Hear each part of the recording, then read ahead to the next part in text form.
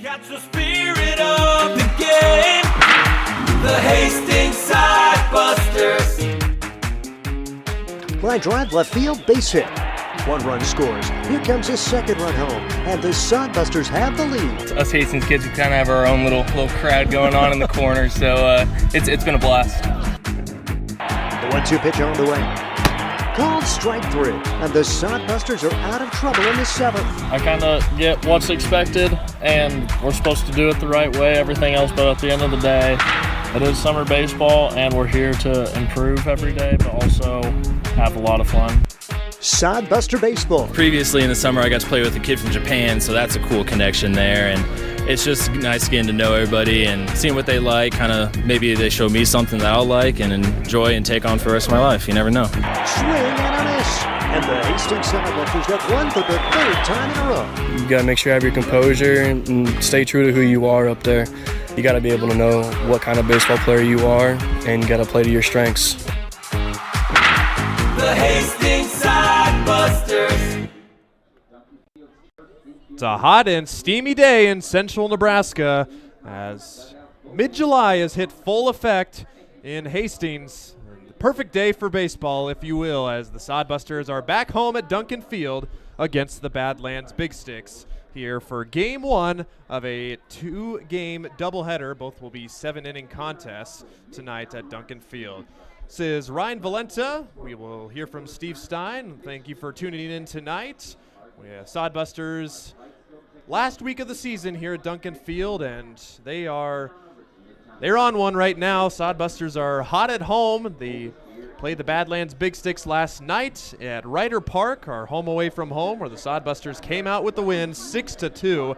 Thanks to good pitching from Fred Juden and Alec Fichter for the Sidebusters, and timely hitting and taking advantage of situational hitting for some sloppy Big Sticks defense, as they were able to win their first game in 7 tries against the Big Sticks 6-2 last night. Coming up on the broadcast before first pitch at 5:45, we will have a Sidebusters spotlight. It is Marcus Miller, the opening day starter. Finally get to catch up with him, and also comments last night from Vinny Carone. All that and more. We'll be right back on Sidebuster Baseball.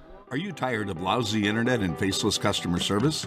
It's time to experience local, honest, hassle-free, and exceptional. That's the Allo promise. We not only provide crazy fast fiber internet, crystal clear TV, and dependable phone service, but we choose to become a part of the communities we serve and love when everyone calls or stops by our store to say Allo. So don't settle for mediocre, settle for exceptional with Allo. Visit us at allofiber.com/local.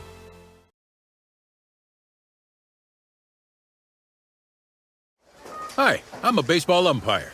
Now, my job can get pretty stressful. I have to keep my eyes open at all times, and if I don't make the right call, people boo me. So to relax, I visit a Nebraska lottery retailer like this one and buy some scratch tickets. It always calms me down.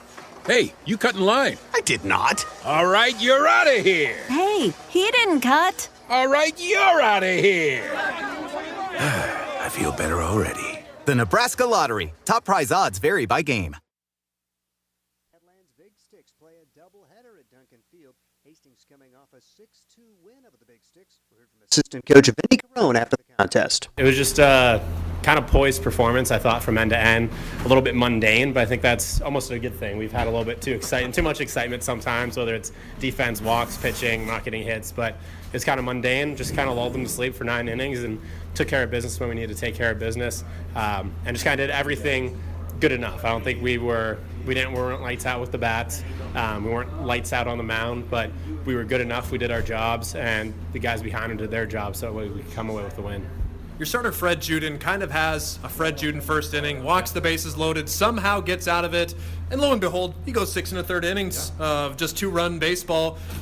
That's got to be a key to the game. And did you even think that Fred was going to get that far after the first inning? And talk about his performance overall too. Yeah, I think for a guy as tall and long as Fred, it's tough to just get everything working in motion, especially a field. Mound is the field itself is beautiful, but the bullpen mounds are a little bit different. So it's a different feel once you get out on the mound, and then, of course, just psychologically being in the game facing batters is different. So I think a guy like him, it takes him a handful of batters before he really settles in and gets all those long limbs working together. And that's something we've been working on a little bit, just as biomechanics, making sure everything's syncing up. And the last 2 starts, actually, I think have been very, very good for him. But like you said, just kind of took 1 inning. And then he was just kind of, like you said, like mundane. Just kind of lulls him to sleep, just strike here, curveball here, maybe a ball there, but all of a sudden they're in 1-2 counts a lot of the times, and they're popping up because they're ahead or they're out in front. So I thought he just did a good job of keeping guys off balance and controlling the zone and controlling the pace of the game. And Alec Fisher, kind of the same story. Comes in, maybe not pinpoint control, but didn't allow a hit and works 2 2/3 innings of scoreless ball. Yeah, I think poise is the word that comes to mind for him. It's not like super fast coming right at you. It's not herky-jerky. It's just kind of like relaxed, calm. I might walk a guy here, I might get behind here, but I can throw a strike when I need to throw a strike, and I can get an out when I need an out. And that's what he did for 2 2/3, I believe, there at the end. So it was big to have him, especially a left-handed pitcher against the lineup that features so many left-handed hitters.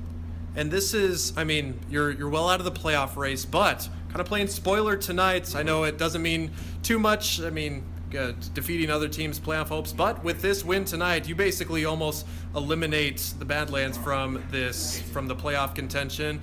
How's it feel to play spoiler and just play good baseball in these final weeks of the season? Yeah, I think the message is it doesn't matter what the opponent is, doesn't matter the situation in the year. You go out and you play baseball the way it's supposed to be played because you care about it, you're passionate about it, and that's just the way it should be done. And I think we've done a good job of that down the stretch. You know, obviously a tough first half of the year, tough start to the second half, but I really feel like this last 2 weeks we've been playing good ball, and it's not because we're going to be in the playoffs. Like, there's no external motivation for them other than just their love of the game, and I think that's been something good to see. And maybe that's a reminder of what we need a little bit more early on, is don't focus so much on standings, don't focus so much on results. Go out there and play the game the way it's supposed to be played, and the results will kind of speak for themselves. Answering the call to keep this Badlands team at bay, and the big 3-run inning, including the 2-run bomb from Cale Jensen. Talk about that. Would that have been out at Duncan Field? That was a bomb. I still don't think it's out at Duncan Field, but that was definitely the turning point in the game. And anytime he's in the lineup, especially a field that you can actually hit a ball out of, it's a reasonable ask. And Cale has a bunch of power, so you know at any point if he gets a hold of it, he can go. And just Shire's kind of having a tough at bat, putting the ball in play. That's why him and Gill are ahead of Jensen. Between those two, odds are somebody's going to get on base, and Jensen might be able to change the game in one swing, which is what he did tonight. And that was the turning point. Obviously, we didn't look back after that and kind of loosened it up for other hitters. We scratched 1 across, scratched 2 across, and just kind of started to pull away a little bit at the end. Hastings pitching coach Vinny Carone after a 6-2 win over the Badlands Big Sticks. It's a doubleheader at Duncan Field today. This is Sodbuster Baseball. Like relaxing on a summer day. Nothing like taking in a Hastings Sodbuster baseball game. And there's nothing like an ice-cold Pepsi to make the day perfect. Pepsi Cola of Hastings wants to make your nothing like be the best day it can be, whatever the occasion. Enjoy your favorite refreshing Pepsi product throughout the Sodbuster season and make your nothing like memories. Pepsi Cola of Hastings, a proud sponsor of Hastings Sodbuster Baseball. Hastings Sodbusters baseball's in full swing, bringing you another fun-filled summer of high-level collegiate woodbat baseball at historic Duncan Field. A great way to spend a summer evening with your families at a Sodbusters baseball game. Go online to HastingsSodbusters.com for their home game schedule or to purchase tickets. Hastings Sodbusters baseball. It's a hit. Got the spirit of the game. The Hastings Sodbusters. That is head coach of the day, Vinny Carone. He was head coach for yesterday. Joel Skipper for the Sodbusters back in uniform today. Joel had unfortunately had to serve a 1-game suspension. Just a little bit of mismanagement of pitchers that happened in North Dakota. There was a really short pitching staff on the trip against the Big Sticks and used one guy consecutive days when he shouldn't have been. So then Joel Skipper unfortunately paid the price for that. He sat out yesterday's game, but was none the worse for it. Sodbusters coming up with that 6-2 win over the Big Sticks in Grand Island at Ryder Park. But we're back here at Duncan Field tonight for Game 2 of 3. After they finish this up, this will be the end of the line for the Sodbusters and Big Sticks. And we will have the interview from Marcus Miller at the start of Game 2, since we are about 5 minutes from first pitch. We take a look at our starting lineups to get us started off. Same same three to start us off tonight. Taylor Gill and playing second base. Jaden Stone, he moves up to the 2-hole, and he will play center field. Lane Shires getting the day off. Cale Jensen bats third, plays left field. Marcos Cabranes bats fourth, and he will play shortstop. Haven't seen him there in a while. Nick Jones will bat fifth and play first base. Anthony Chavez batting sixth, playing third base. Newcomer Eli Merritt from Hastings College, he bats seventh and is the designated hitter today. Batting eighth, Tyler Kistler. He plays the backstop position. Kyle Hiltbrand will be our number 9 hitter playing right field, and they will be backed up behind Hayden Zaffino. He will take the bump for the Sodbusters once again at Duncan Field. For the Big Sticks, they will send up Marcus Abelhausen. He will play short and lead off. Troy Berg bats second and plays second base. Keenan Proctor batting third, playing center field. Isaac Huddle, the cleanup hitter, in the designated hitter role. Joe Osborne bats fifth and plays left field. Cam Uran, he plays right field and bats sixth. Royce Van Dyne moves from catcher to first base. He bats seventh. Carson Carey gets the start behind home plate, batting eighth. And Harrison Waxley will play third base, bat ninth, behind Kyler Beekman on the mound for the Badlands Big Sticks. We welcome them here to Duncan Field for their first game of the 2023 season. This doubleheader will start momentarily. At first, we will take you down to the field for the playing of our national anthem.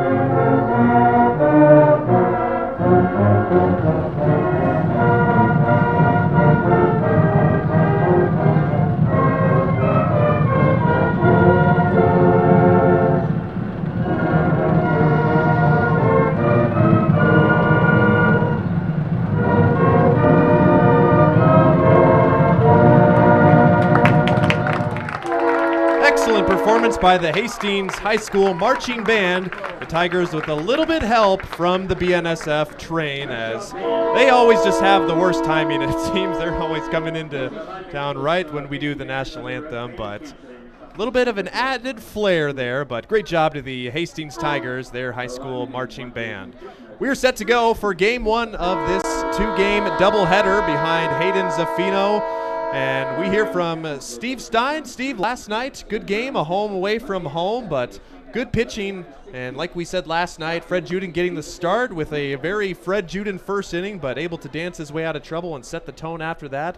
But the Sodbusters, they've now won 6 in a row at home, and they look to continue their winning ways here. And I like the chances because you've got a guy on the mound who has been really good. Hayden Zaffino is going to get the start. Big right-hander. I didn't really realize how big he was until I saw him walk out to the bullpen area. He is a large individual, and he's the fastest velocity guy for this Hastings Sodbuster team, and has been very solid. A 1-0 record, a 3.37 earned run average, and really like him going the first game. Marcus Miller, game 2. You talk about guys who are going to screw themselves into the turf in game 2 because you go almost 90 miles an hour, and then Marcus will hit 55 on some of his curveballs. I love the two-game pitch selection there for the head coach, Joel Skipper. It'll be definitely deceiving for these big stick hitters. We say the other name for the big sticks, they could be the big arms. The big arms coming into this series, they have a decent average, but they have even better numbers on the mound. The big sticks coming in with a Independence League best 3.11 ERA before yesterday's game. That is second behind Fremont at 3.53. They are also second in the Independence League in second least walks and second best batting average. And the Hastings Sodbusters, they've improved in just about every category this month of July, as they have really found their winning ways at home. Like we said, they've won 6 straight, if you include last night's game, home away from home. And for them, they beat the Big Sticks for the first time, and they will look to make it 2 with first pitch coming right up. Hayden Zaffino on the mound. Sodbusters in their gold uniforms with green lettering and green socks. Big Sticks with their navy uniforms, red sleeves, and red helmets. As Hayden Zaffino takes the bump, Tyler Kistler behind the plate. And first pitch coming up just a minute late at 5:46, and right there for strike 1. Home plate umpire Jason Seitz, field umpire Tim Stroman here at Duncan Field today. As it is a scorcher here, but luckily the shade benefiting most of the fans on the right side so far in this 100-degree day. Quickly, 2 strikes for Hayden Zaffino, as the leadoff hitter Marcus Abelhausen for the Big Sticks. Abelhausen went 1 for 4 last night. Had a double last night, but also struck out 3 times, so a bittersweet day for him yesterday. Swing and a miss, 3 pitches, and there's a good first out. Strikeout for Zaffino as Abelhausen is down swinging, and there's 1 out in the first inning. Don't mess around, Hayden. Get the most out of it you can. It's 102 at game time, but it feels like 108, and how hot must it feel on the artificial turf infield as well? I'm going to guess that's going to add a few more degrees there, probably at least 110, if not more. So Abelhausen's gone on 3 pitches. Troy Berg, the next batter, and he's hit by the pitch on the first offering. Right on the hip area, tosses the bat away, and he will reach first via the hit by pitch. And free passes were the story of the first inning yesterday for the Sodbusters. Fred Juden, with 1 out, loaded the bases for the Big Sticks, but got a pop out and a strikeout to end the first inning to get out of the inning unscathed, and the rest is history. Sodbusters with a 2-2 game in the first part of the game, and broke it open with a Cale Jensen home run in the 5th inning. Pickoff throw to first, and Berg is back in safely. Troy Berg, a threat to steal on the bases. Gotta keep a close eye on him. 14 for 17, now 15 for 18 after last night's game. He leads from first with Keenan Proctor stepping into the left-handed batter's box. Shows bunt down the third base side. That'll stay foul. And Proctor will head back to the dugout. Good game yesterday. Looking for a better game today. Sodbusters out of playoff contention officially, but they can play spoiler here at Duncan Field. If they win either one of these games, I believe they eliminate Badlands from playoff contention. They sit 3.5 games behind the Casper Spuds in first place with 5 games left to go. Ball 1's outside to Proctor. It's 1-1.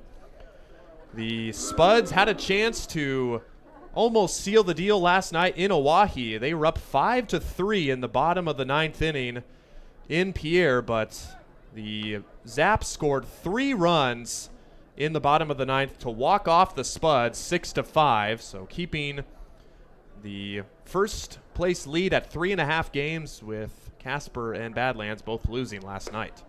Ball 2's up high to Keenan Proctor, and it's 2-1. So with 3.5 games left, Badlands almost has to win out, and Casper almost has to lose out. Casper does hold the regular season tiebreaker in games. Just misses downstairs, and it's 3-1. Zaffino asked the umpire if it was down. He said it was, and pretty close pitch according to us. So instead of 2-2, it's 3-1 now. And we'll see what Proctor's up to. Proctor had an RBI double in the 5th inning yesterday, and he takes ball 4, so a couple of first inning free passes for Zaffino. And there are 2 on with 1 out. And rare frustration shown by Zaffino, so he kind of tossed his glove up in the air and caught it, but that's 4 out of 5. Make it 5 out of 6 out of the zone since he struck out Abelhausen on 3 pitches. Zaffino's making his 3rd start at Duncan Field today. Last came a week ago against the Prospects. He got the win Pitching 6 innings, just 2 hits, 3 earned runs, 3 walks, and 8 punch-outs. First pitch is outside to Isaac Huddle, the designated hitter. Cleanup hole for the Big Sticks. Huddle last night was 0 for 3 with a walk. The Big Sticks, not a big offensive game yesterday, only putting up 5 hits, with 2 of them coming in the second inning. There's strike 1. Good curveball from Zaffino, and that finds the zone. It's 1-1. Sodbuster right-hander on the mound. Like we said, one of the tallest guys on the team. He and Fred Juden both match up at 6'7", so back-to-back 6'7" starters for the Busters. Little soft swing, but out of play, and Huddle down in the count 1-2. Zaffino hails from Erie, Pennsylvania, attends Mercyhurst College, in the same area from our pitching coach, Vinny Carone, up in the Atlantic Northeast, if you will. Sodbusters, like we said, improving in basically all categories, offensively and defensively, in the month of July. Here's the 1-2 pitch. Huddle swings and fouls it off, and he stays alive. Count remains 1-2. Tyler Kistler getting the start behind the plate. He did not make the trip to Badlands and was inactive last night, so playing in just his 4th game. But Joel Skipper getting some of his Hastings College spring guys some playing time in the summer before they begin working out in the fall. The 1-2 again, and fouled off to the Sodbuster dugout. That pitch was boring inside on the hands of Huddle, and somehow just gets a piece of it.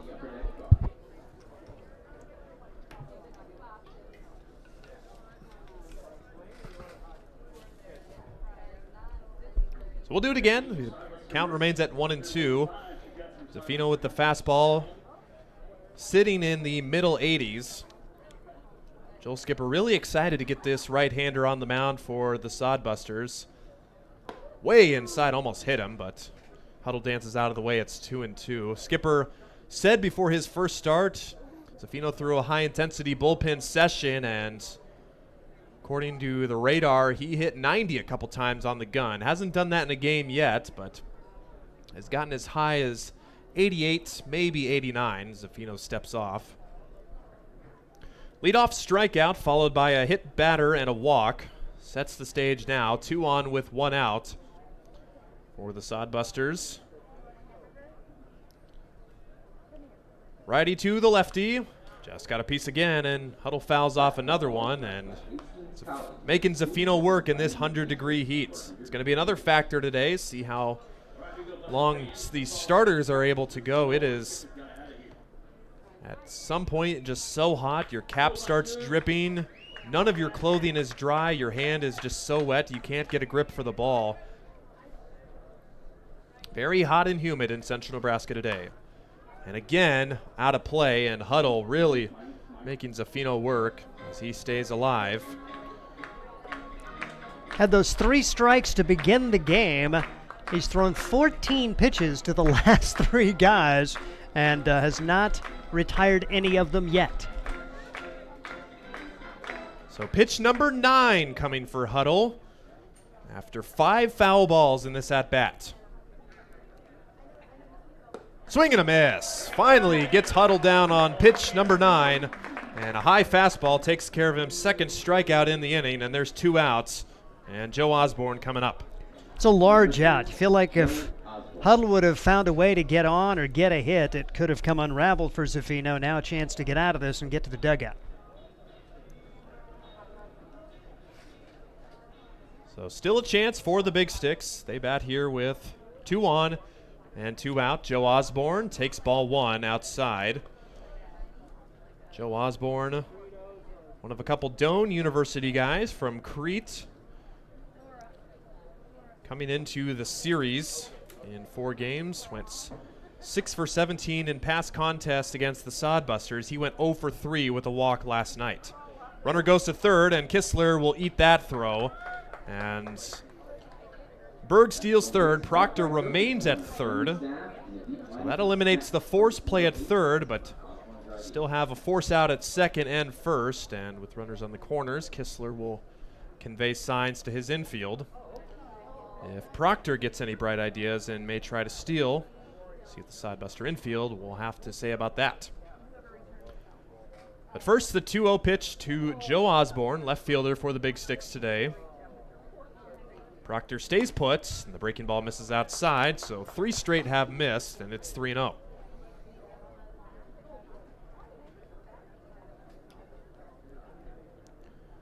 Pitch number 20 already for Zaffino in this first inning.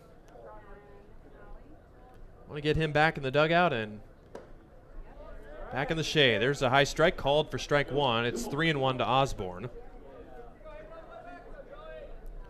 Badlands hitting .259 coming into the series. They managed just 5 hits last night, as there's ball 4 upstairs and second walk, third free pass of the inning.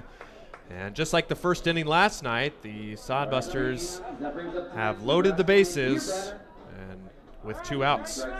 Catcher Tyler Kistler going out to have a word with Zaffino, and you could just tell he's not in any kind of comfort level, trying to find a rhythm. He's taken a long time between pitches. I just don't think he's getting a really good grip on it. You mentioned the heat. I mean, the weather was basically perfect for previous starts here with temperatures in the 80s, and this is a totally different monster here with this game also starting an hour earlier, basically, and trying to find your way through this first inning. Right now, Badlands not putting the ball in play, but Zaffino not putting enough over the plate. And I'm not a meteorologist, but I can't imagine the temperature gets this high in the Northeast in the summer. Crack to right field. Hiltbrand goes back, but he's there. We have a man. Hiltbrand puts it away, and for the second straight game, Sodbusters load the bases, but get out of it with no damage done. Zaffino with a brief smile off the mound. He gets out of trouble. Sodbusters coming up in the bottom of the first. Are you tired of lousy internet and faceless customer service? It's time to experience local, honest, hassle-free, and exceptional. That's the Allo promise. We not only provide crazy fast fiber internet, crystal clear TV, and dependable phone service, but we choose to become a part of the communities we serve and love when everyone calls or stops by our store to say Allo. So don't settle for mediocre, settle for exceptional with Allo. Visit us at allofiber.com/local. Hi, I'm a baseball umpire. My job can get pretty stressful. I have to keep my eyes open at all times, and if I don't make the right call, people boo me. So to relax, I visit a Nebraska lottery retailer like this one and buy some scratch tickets. It always calms me down. Hey, you cut in line. I did not. All right, you're out of here. Hey, he didn't cut. All right, you're out of here. I feel better already. The Nebraska Lottery. Top prize odds vary by game. Bottom of the first inning, Sodbusters dancing into and out of trouble. They load the bases, but the Big Sticks come up empty on no hits, and they leave 3 on. And they will have a tough task to face on the mound in Kyler Beekman for the Badlands Big Sticks. Beekman making his 8th start today, a team best 6-0 record, and a 2.33 ERA and 42 innings pitched. Number that stands out on the stat sheet to me, just about 3-to-1 strikeout to walk ratio, 17 walks and 48 strikeouts, opponents hitting just 190 off Beekman. And for the Sodbusters, it'll be the first time they have seen him this year. Last start came against Spearfish a week ago, went 5 2/3 innings, picked up the win. 5 hits, 2 runs, both unearned runs, a walk and 6 strikeouts. Beekman had a 13 strikeout game against the Zap back on May the 27th. So a big strikeout guy like this pitching staff is. So he will look to put up as many zeros as possible here for the Big Sticks today. For the Sodbusters, they bring up Taylor Gill, Jaden Stone, and Cale Jensen to lead off against Beekman here in the bottom of the first inning. So Taylor Gill last night got a double to lead off the game, but was 0 for 3 afterwards. Gill was in the midst of a mighty 0 for 17 slump. He broke out of that with the double, but his 0 for 4 performance afterwards, just 1 for his last 22. Ball 1's outside from Kyler Beekman. Fastball at 85 miles an hour. Nothing the Sodbusters aren't used to seeing. Same pitch, same result. Outside for ball 2, and Beekman tries the outside corner, but does not get the offer from Gill. Pitch number 3 from Beekman. Finds the zone for strike 1. Carson Carey doing the catching for Beekman today. Carey got the day off yesterday. Yesterday's catcher Royce Van Dyne at first base today. 2-1 to the left side, and that'll find the outfield grass for a leadoff base hit for Taylor Gill. Just like last night, he finds the outfield for the second straight time, and good start for the Busters. You read my mind. That's exactly what I was going to say. I thought you'd stop talking, man. Good job. We just finish each other's sentences, man. It's just the summer's coming to a close. Something that we've done so well, Steve and I we really do think on the same level. And I mean, Steve always says I have the better stats for him, and then I hear his stat about how they have done so well against the team this year. And I'm like, well, I never would have came up with that. So I want to give you some credit, Steve. You always say I have the good stats, but you're right there with me. So, but hard to believe it is the last week of the Independence League season. Just seemed like a couple weeks ago we came to Duncan Field for the first time on May 23rd. Jaden Stone to left field. He goes the other way and has a base hit. And he is 1 for 1. And in his second game as a sodbuster, he has another hit. And he is on board. First 2 have reached against Beekman in the first inning. And neither guy trying to do too much, both taking it the other way. And now Cale Jensen, who hit one out of Ryder Park yesterday. Don't try to hit one out of Duncan Field. Just line it somewhere and see if you can keep the line going. Jensen's home run yesterday, would love to see where it would have landed here at Duncan Field. He bats with 2 on and nobody out. He also goes the other way to left field. Osborne towards the foul line, shielding and makes the catch. Gill tags. He heads to third. The throw from Osborne gets away from the third baseman, Waxley. And Gill will be safe, and Waxley not too happy with himself at third for dropping that baseball. A gutsy play by Taylor Gill to tag on that fly ball to left, but he's in there safely at third with 1 out. Of course, Jaden Stone, he had gone halfway, had to go back, but now a lot of options here with runners at the corners. Good speed out there, and Marcos Cabranes coming to the plate. So Jensen flies out to left. Gill tags and advances to third, but Stone stays at first base. He was halfway to second base, so he stays there, and Mr. Hit leader Marcos Cabranes trying to open this game up in the first inning. Breaking ball misses outside for Kyler Beekman. It's 1-0 to Marcos. Marcos 46 for 155 this year. That 46 hits a team best by 6 hits. 297 average for Marcos this year. Fly ball, shallow left.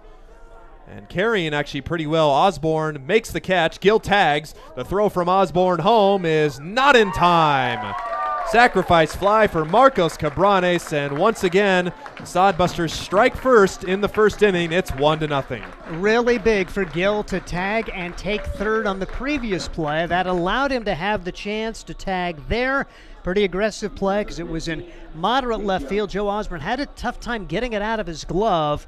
Throw just down the line a little bit, allowing the run to score. Wind blowing out to left field, so that probably helped carry it just a little bit farther and maybe a couple extra feet to allow Gill to come home and score. So just like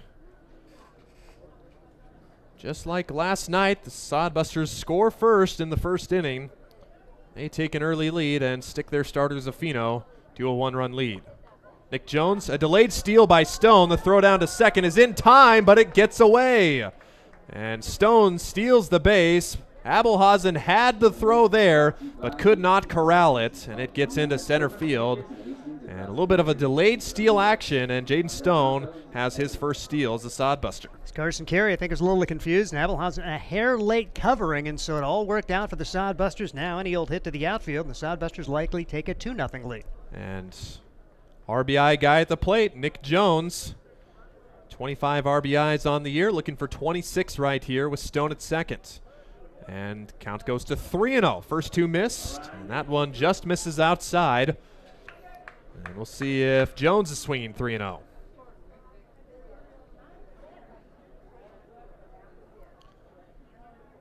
He is, but fouls it off to the left side and got the fastball, but couldn't do anything with it. So it is 3-1 on Jones.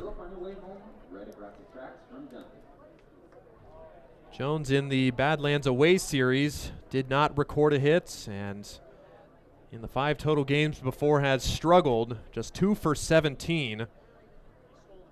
But last night he went 2 for 3. Changeup misses outside, and another sodbuster reaches, this time via the walk. First walk for Beekman. And that is 3 sodbusters reaching in the first inning with 1 scores, and good opportunity here for Anthony Chavez. Yeah, with the Sodbusters' performance yesterday, they actually raised their team batting average against Badlands. 23 points. They're still only hitting .222 against the Big Sticks for the summer. Sodbusters hitting .199 coming into the game. They just did not have an answer for their pitching staff, but they did yesterday. And Beekman delivers ball 1, and for a guy who's been very good on the mound, you have to wonder, is the heat playing a factor on these guys? Both pitchers losing a little bit of control here in the later half of the first inning. Second pitch to Chavez is a breaking ball that stays high for ball 2. It's 2-0 to Anthony Chavez. Chavez, a guy likes hitting at home. He's hitting .338, 27 hits here at Duncan Field, with a couple yesterday at Ryder Park. Big swing and no contact for Chavez. Comes up empty on the fastball, and it's 2-1. Chavez with 2 hits, just 1 hit rather, yesterday. He extended his hitting streak to 10 games, which he brings into game 1 of this doubleheader here. Grounded softly to the left side. The shortstop's got it. Toss over to first, and just in time to retire Chavez for out number 3. Sodbusters come through first. They score once on 2 hits. They leave 2 men, and they enjoy a 1-0 lead. Top of the second coming up. Let's face it, we move our bodies around a lot. And sometimes things happen. A tweak, twist, pull, strain, ache, or pain. At Fisk Chiropractic and Sports Care, their goal is to restore your mobility, keep you moving, and ensure your rehabilitation is effective, efficient, and stress-free. Do you suffer from headaches and neck pain, lower back, or sciatica? Call Fisk Chiropractic and Sports Care today. Start to discover wellness through chiropractic care. Fisk Chiropractic Sports Clinic.com. Start feeling better now. Hastings College has reimagined everything. As a sophomore, you'll spend part of a semester studying abroad, and they'll cover the cost. Recognizing it's a digital world and how you learn, they'll give you an iPad Pro and Apple Pencil, tools that'll help you engage, whether you're on campus or in Paris, plus internship opportunities and professors who mentor you. Hastings even provides books. At Hastings College, you'll go somewhere. Go to hastings.edu/discover for more. One complete here at Hastings. Sodbusters striking first in the first inning, thanks to a sacrifice fly from Mr. Hits himself, Marcos Cabranes. He drives in his 23rd run of the year. Sodbusters, just like last night, enjoy a 1-0 advantage. 6 men came to the plate for the Sodbusters. 6 men came to the plate for the Big Sticks in the first inning. But 1 run on the board for the Sodbusters. Zafino back out there. He will try and locate the zone a little bit better. He loaded the bases with 2 outs, but able to induce a fly out to end the inning and keep this game scoreless in the favor of the Sodbusters. Sodbusters 14-34 on the year after last night's win. They moved to 8-15 on the second half Independence League standings. Badlands falls to 13-11 in the second half and 30-20 overall after Sodbusters win for the first time in 7 games against the Big Sticks last night, thanks to some great pitching and some timely hitting in Grand Island last night. 7, 8, and 9 due up for the Big Sticks. Royce Van Dyne, Carson Carey, and Harrison Waxley. The first 3 up versus Hayden Zafino, who gets a first pitch swing, popped up in foul territory. That might get into the stands. Oh no, caught by Chavez in foul ground right in front of the Sodbuster dugout. That pitch, the ball just kept tailing back towards the infield and right in front of the railing there. Chavez makes the play in foul territory. Big out there for the Sodbusters, and again, you get Zaffino getting a quick early out. He had the 3-pitch strikeout in the first inning, 1 pitch to retire a man. That's good when he threw 24 pitches in that first frame. Carson Carey bats, getting his first playing time in this series against the Sodbusters. First pitch from Zaffino is high for ball 1. 1-0 to Carson Carey from Bossier City, Louisiana. Him and Waxley on deck, hail from the same city, both going to different colleges. 3 games this year against the Busters for Carey, and he is 2 for 9 with 2 RBIs. One of those hits is a home run. Obviously, the ballpark in Dickinson, a lot smaller than historic Duncan Field here. 370 down the lines, 405 to the alleys, and 408 to dead center here in Hastings. 1-1 to Carey. Breaking ball catches the top of the zone for strike 2, and it's 1-2. Carey hitting .225 on the year. A double and 4 home runs with 22 runs batted in. Next pitch from Zaffino is a breaking ball that misses outside, and the count goes to 2-2.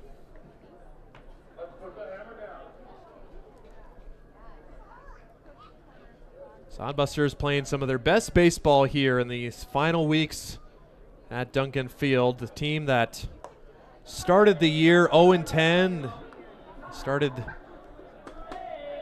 just having no success against anybody. They were 2-17 at one point. The Sodbusters have really turned it around, and big credit to the Duncan Field fans. They have showed out for every game. A lot of good deals going around. Softly into the right field, and that will get down for a base hit behind Gill and in front of Hiltbrand in right. And first hit for the Big Sticks comes on a bloop single from Carson Carey, and there's 1 on with 1 out. Really good pitch from Zaffino. Carey totally saw it off, but no chance for Gill to get back there. Fell in no man's land, and for Zaffino, you'd take that kind of soft contact all night. Just bad luck. So 1 on now. And bottom of the order in Harrison Waxley.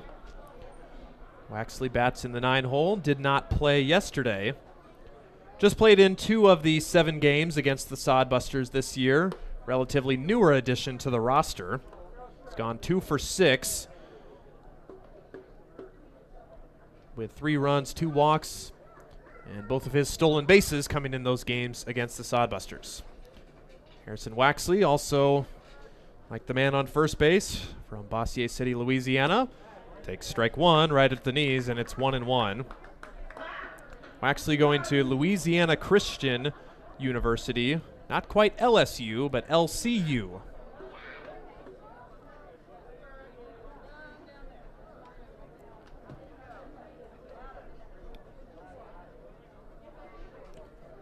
Zaffino ready with the 1-1. Break and up high for ball 2. Went with the fastball there and lost control of that one, but Waxley able to dodge that out of the way. Sure, the NIL money's not the same at Louisiana Christian either as LSU. I'm just guessing. One letter different, but it's definitely a whole different world of deals, I'm for sure. Ball 3 is outside, and Waxley now ahead in the count 3-1. See if he has the green lights. The hitters count with 1 out.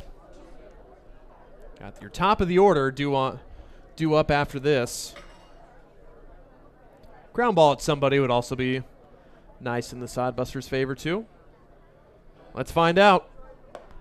Nope, ball 4 just missed up high, and third walk already for Zaffino through the first time through the lineup.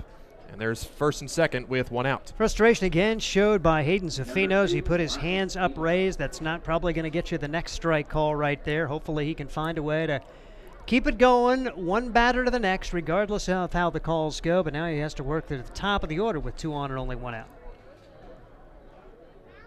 Big Sticks just got into town yesterday, a 10-hour bus ride from Dickinson, North Dakota to play 3 games here in 2 days. Ball 1 is up high to Marcus Abelhausen. Abelhausen struck out on 3 pitches to start the game in the first inning, and he was 0 for 3 with 2 walks in yesterday's contest. Zafino delivers, swung and foul tipped. Back to the screen, it's 1-1. Sodbuster infield. Anthony Chavez in his usual spot at third. Marcos Cabranes doing the shortstop duties today with Josh Printer getting the day off. Taylor Gill at second base. And Nick Jones at first base with Landon Gaz getting the day off as well. 1-1 from Zafino is fouled back, and it's 1-2. And Abelhausen down to his last strike. Decent hitter on the team, came into the series hitting .256, team leader with 3 triples. A Gonzaga Bulldog product on the Big Sticks roster. A couple of D1 guys on this Big Sticks team.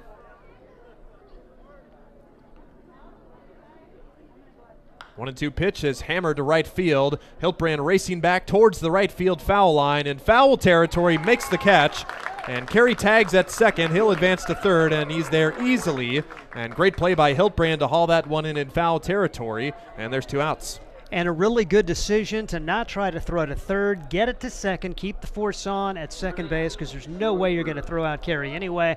You had to steal an out right there, and another opportunity for Savino to wiggle out of trouble here in the second, even though he's had to throw more pitches than he'd like. So now first and third, Kerry tags and advances on the fly ball to right field. Waxley remains at first base, and it'll be up to Troy Berg if the Big Sticks are to put anything on the board here in the second. Berg was hit by the pitch. The first pitch he saw was stranded at third base. Ball one's up high, 1-0.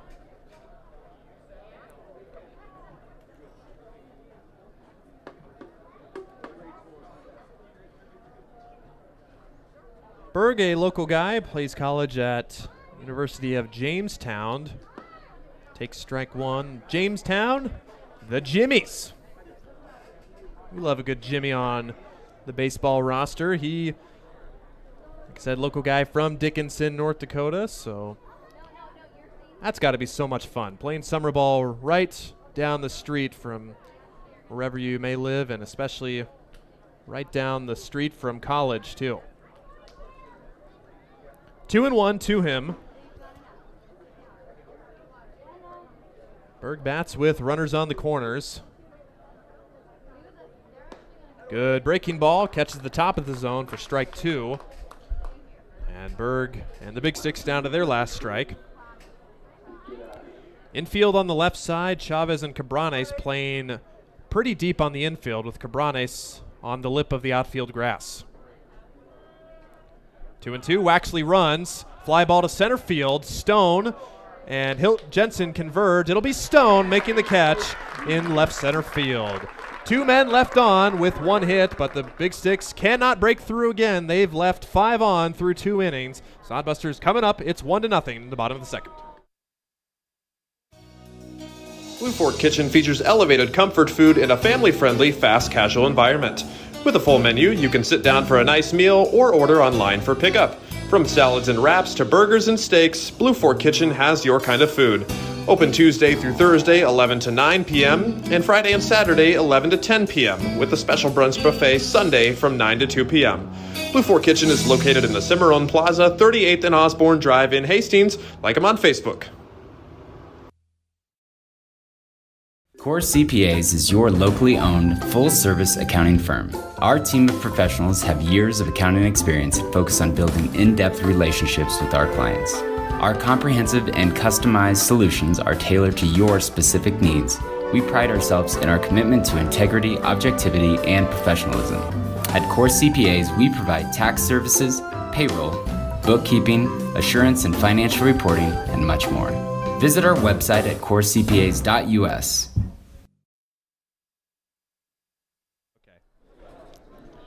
Bottom of the second inning, Sodbusters with a 1-0 advantage. They'll go back to work against Kyler Beekman.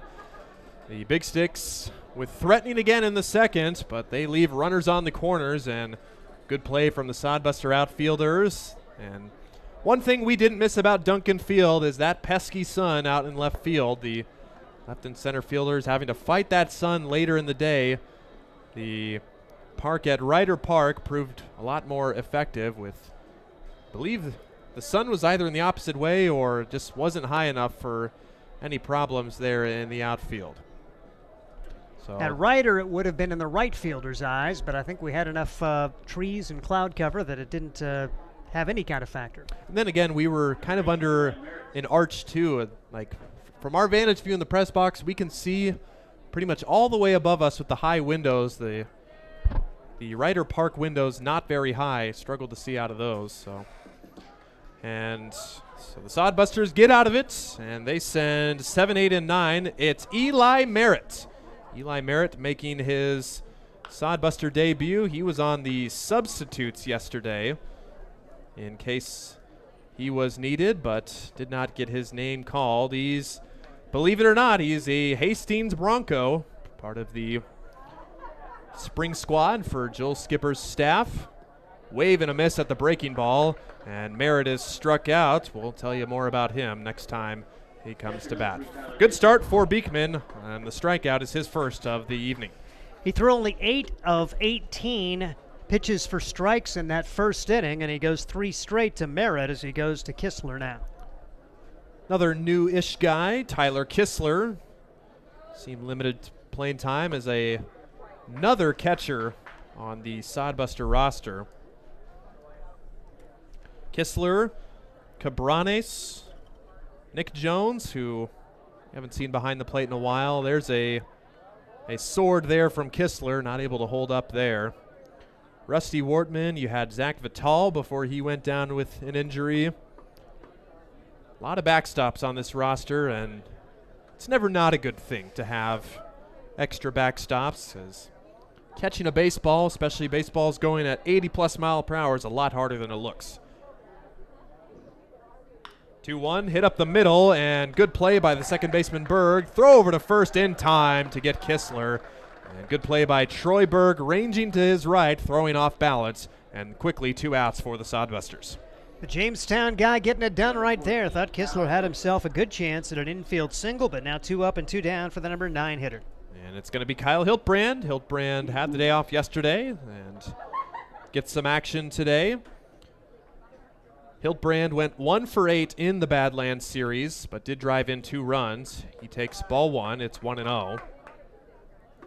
Hiltbrand just 2 for 16 in 6 games against the Big Sticks this year. Batting average of .243. 13 runs driven in. Breaking ball from Beekman, finds the zone, and it's 1-1. So 2 up, 2 down for Beekman after a eventful first inning, and that hit Hiltbrand. Got him on the arm somewhere and able to check his swing. So free pass as he waves that arm there. He appears to be all right, and a 2-out base runner for the Busters. And neat that Kyle's folks are in town for this final weekend of the regular season, as it's not the easiest place to get to from California, so neat that they were able to come in, and we welcome them with July-like weather.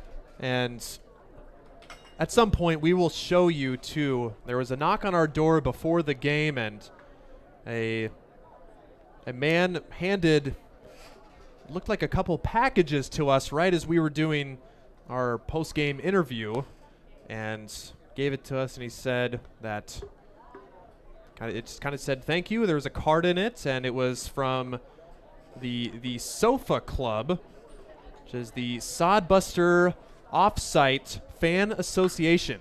Taylor Gill into right field and gets in front and by the right fielder Uran. And this might score a run as this is going to run all the way to the wall. Hiltbrand scores easily. Gill may have it inside the park home run. He's getting the wave around. The throw to the plate is not in time. Taylor Gill with a Little League inside the park home run. It is 3-0 Sodbusters. And how about that? Dropped in front of the right fielder, Uran. And since he did not touch the ball, got to figure that's got to go as a home run, right? You ran over it. He just did not know whether to play it on a hop or to try to dive. Did neither, and the Sodbusters get 2 runs out of it. dropped just a couple feet in front of him and wasn't able to keep in front, and with the large wall, he was not able to keep that in front. We'll see how that's scored by Andy, our statistician, but they don't make a play on that. I want to say that could be classified as an inside the park home run, and it goes down as a home run on the stat sheet. So Jaden Stone, the next batter. Sodbusters now with a 3-0 advantage, and indeed they rule that an inside the park home run. So how about first home run for Taylor Gill, and it didn't get more than 200 feet off the bat. And ball forward to Jaden Stone. He's on for the second time. Kind of rattled Kyler Beekman a little bit too. I mean, yeah, he expects to give up a single there. Maybe it's first and second, 2 outs, because he was 2 up, 2 down and really rolling, and then hit the number 9 hitter. Gives up what seemingly is going to be a single, and now he totally lost focus against Stone, and we'll see if Jensen can make him pay. Well, here is yesterday's big stick himself, Cale Jensen. He was the deciding factor in yesterday's game, the go-ahead 2-run home run. And the Sodbusters did not look back afterwards. Beekman taking too long on the mound. Jensen calls time. So Stone is at first with a 2-out walk. Ground ball softly to the right side. Berg charges in. The underhand toss is in time to first. Sodbusters getting it done in the early innings. They lead 3-0 thanks to an inside the park home run from Taylor Gill. They get 2 more on that hit, and they lead 3-0. Third inning and more coming right up. Blue Fork Kitchen features elevated comfort food in a family-friendly, fast casual environment. With a full menu, you can sit down for a nice meal or order online for pickup. From salads and wraps to burgers and steaks, Blue Fork Kitchen has your kind of food. Open Tuesday through Thursday, 11 to 9 p.m., and Friday and Saturday, 11 to 10 p.m., with a special brunch buffet Sunday from 9 to 2 p.m. Blue Fork Kitchen is located in the Cimarron Plaza, 38th and Osborne Drive in Hastings. Like them on Facebook. Sodbuster Baseball is sponsored by Jerry Spady Chevrolet GMC. It's one of the many ways Jerry and Greg Spady, along with their families and employees, have proudly embraced a passion for giving back to the community. The folks at Jerry Spady Chevrolet GMC realize the importance of enriching and improving the lives of their neighbors. They've accomplished this through philanthropy and active personal involvement. Featuring the top new and used inventory in the region and a certified service department, Jerry Spady Chevrolet GMC, 2750 Osborne Drive East in Hastings, or at spady.com. Fun baseball happening at Duncan Field. We see just the 4th home run hit at Duncan Field this year. Yeah, it didn't leave the park, but it counts on the stat sheet. Inside the park home run from Taylor Gill. Sodbusters lead 3-0, and when they have a lead, the Sodbusters have been pretty good at home, so they will look to keep this up here in the top of the 3rd. Taylor Gill, awfully fun to see his athleticism on display. He can motor around the bases, and when that ball got by, I'm thinking, send him, coach, send him. And Taylor Gill all the way around as he has started this game 2 for 2 with 2 runs scored and, of course, 2 runs batted in with that inside the Parker as Kyle Hiltbrand scored in front of him. That was the big 2-out hit batsman. And now Hayden Zaffino, who has not had his A game so far but has put zeros on the board. He'll throw his 46th pitch to open the 3rd inning. He hasn't allowed any runs so far. No runs, 1 hit. He struck out 2. He's walked 3 and hit 1. Has not had the pinpoint control that we've seen out of him when he's made his previous Duncan Field starts. But hey, any way to get a 0 on the board, we'll see what he can do against 3, 4, and 5 here, as Keenan Proctor's been a Sodbuster killer. Will hurl the bat. Oh my gosh, I'm glad they have that protective net, because that baby would have nailed somebody who was going down the stairs in the back of the head. That baby goes 80 feet in the air, and Proctor will probably try to readjust and get a little bit more pine tar on that bat to get some more grip. Yeah, get some more grip on there, please, Mr. Proctor. That was, like you said, that was dangerously close to hitting a fan who was right at the edge of the concourse area, or rather the walkway area by the stairs there, and that net just saved the fan right there. Tina Proctor's hitting .444 against Hastings for the summer. 8 out of 18 is down at the count 0-1 on an impressive swing and miss. Here's a little one off the fist, and it's Marcos Cabranes with a dive into short center field to make the play for the Hastings Sodbusters. 1 out as Cabranes goes clear on the second base side to make an amazing play for Hastings. And just like our interview earlier in the year, we see why they called him Superboy back when he was growing up. The diving play, and really on the second base side, thought Taylor Gill gave up on that. No chance for anyone to get there, but Cabranes not only got a glove on it, but made the play to get the out. Wow. So here comes Isaac Huddle taking strike one. No balls, 1 strike. He struck out his first time up against Zafino.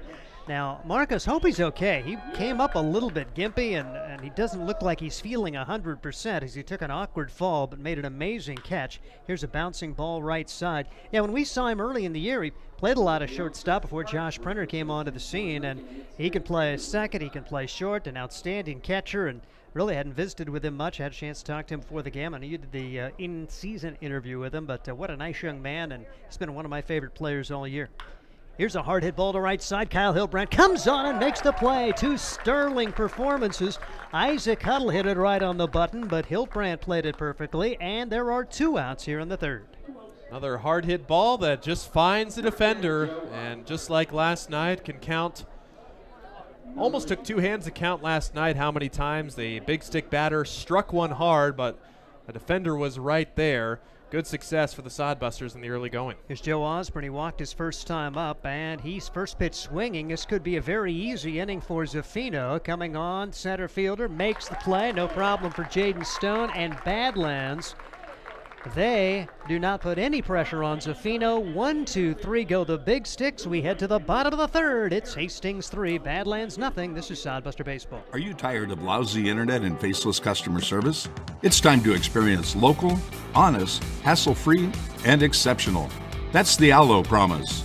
We not only provide crazy fast fiber internet, crystal clear TV, and dependable phone service, but we choose to become a part of the communities we serve and love when everyone calls or stops by our store to say Allo. So don't settle for mediocre, settle for exceptional with Allo. Visit us at allofiber.com/local. Hi, I'm a baseball umpire. My job can get pretty stressful. I have to keep my eyes open at all times, and if I don't make the right call, people boo me. So to relax, I visit a Nebraska lottery retailer like this one and buy some scratch tickets. It always calms me down. Hey, you cut in line. I did not. All right, you're out of here. Hey, he didn't cut. All right, you're out of here. I feel better already. The Nebraska Lottery. Top prize odds vary by game. At the bottom half of the third, good start here for this Hastings Sodbuster squad. Just a 7-inning contest. You want to get off of that good start. And Hastings with the 3-0 lead, the big blow.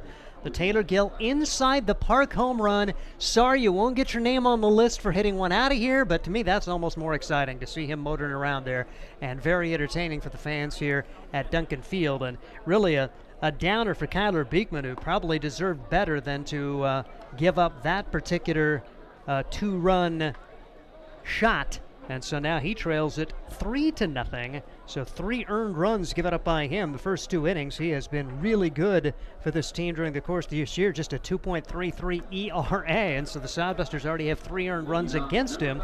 They'll try to add more with Marcos Cabranes, Nick Jones, and Anthony Chavez coming up. Just the 3rd time that Beekman's allowed 3 or more runs in a start this year, and by the way, it's only the 3rd inning. Plenty more opportunities for the Sodbusters to add on. Here's Marcos Cabranes, who takes ball 1 ball and no strikes. I think back to last summer when an unheralded guy from Arkansas Tech came in. Nick Jones had an amazing summer and then had a very good year for Arkansas Tech. Could this kind of be the similar format for Marcos Cabranes, who scuffled in the spring, just .224 for the Wonder Boys, but did this summer give him an added push to have a really good year for Arkansas Tech? Half-hearted swing there as he tried to check it, couldn't get it. 1 ball and 2 strikes to count on Cabranes, who had a sacrifice fly back in the first inning. And like I say, if you're head coach for Arkansas Tech, you can play Marcos at a variety of positions. 1-2 pitch, that's in the dirt, and all the way back to the screen. It goes to 2-2 on Marcos Cabranes. Puerto Rican, who is a business and criminal justice major, always seems to have a smile on his face as he shares a moment with the Badlands catcher, probably saying, "I feel your pain," as the ball bounced away. 2-2 pitch on the way. Cabranes rockets it, but by the third baseman on the foul side. Remains 2 balls and 2 strikes on Marcos Cabranes. Kyler Beekman, 36 pitches thrown through the first 2 innings, just 17 strikes, so he has not had pinpoint control either. We talked about Zaffino's struggles, but you talk about getting back on the horse. Zaffino, a 6-pitch inning in the top of the third, all of them were strikes, and really good defense behind him. A line out to the shortstop, a line out to the right fielder, and a fly out to center as Zaffino get back into the dugout, get a little water, and you have a decent chance to go deep into this game now. You wondered after 45 pitches the first 2 innings how long he was going to be out there, but certainly like your chances now. Here's a 3-2 pitch on the way. And this is hit hard down the right field line and foul. And if you're an outfielder now, where do you play in Cabranes? He hits 1 foul left side, 1 foul right side. Better play him straight up. You can determine that he's probably not bunting. Yeah. We've seen Marcos bunt a lot, but in this situation, that's just one you can rule out. But like you said, plenty. Still, you have no idea where Cabranes is going to hit this, and depending on what Beekman throws, he could be right on it, late. Just no way to know. No real shift on either side. 3-2 pitch, and Cabranes fouls it straight back right here. A decent swing there on that fastball, which hit 86 miles an hour, and it remains 3 balls and 2 strikes on Cabranes. As Beekman, well over 40 pitches thrown now, 7-inning game, and we'll turn around and have a second game of the Twin Bill. 3-2 pitch, Cabranes hits it hard again, but foul, this time on the left field side. He's definitely got the measure of Beekman, has struck some foul balls hard. We'll see if he can put one between the white lines and get on there for the Hastings Sodbusters. Had very decent swings yesterday against Badlands, 12 hits. That was the season high for the Sodbusters against Badlands. They had 11 hits in the Saturday game of the 3-game series this past weekend. Hastings did raise its season batting average a few points, but against Badlands raised it 23 points. This time Cabranes pops it up, center field, and playable. Keenan Proctor over to get it in the right field gap, and after all of that, 1 out here in the 3rd inning. That will bring to the plate Nick Jones for the Hastings Sodbusters. As mentioned, the Arkansas Tech Wonder Boys are back-to-back in the lineup here today, as they have been much of the latter part of the season. As Jones steps in the left-handed box, looking down at the third base coach, the head coach Joel Skipper back in his accustomed spot. Corey Caranda coaches first. And Vinny Carone, the pitching coach for the Hastings Sodbusters. 1-0 the count on Nick Jones. He walked his first time up. Here's the pitch.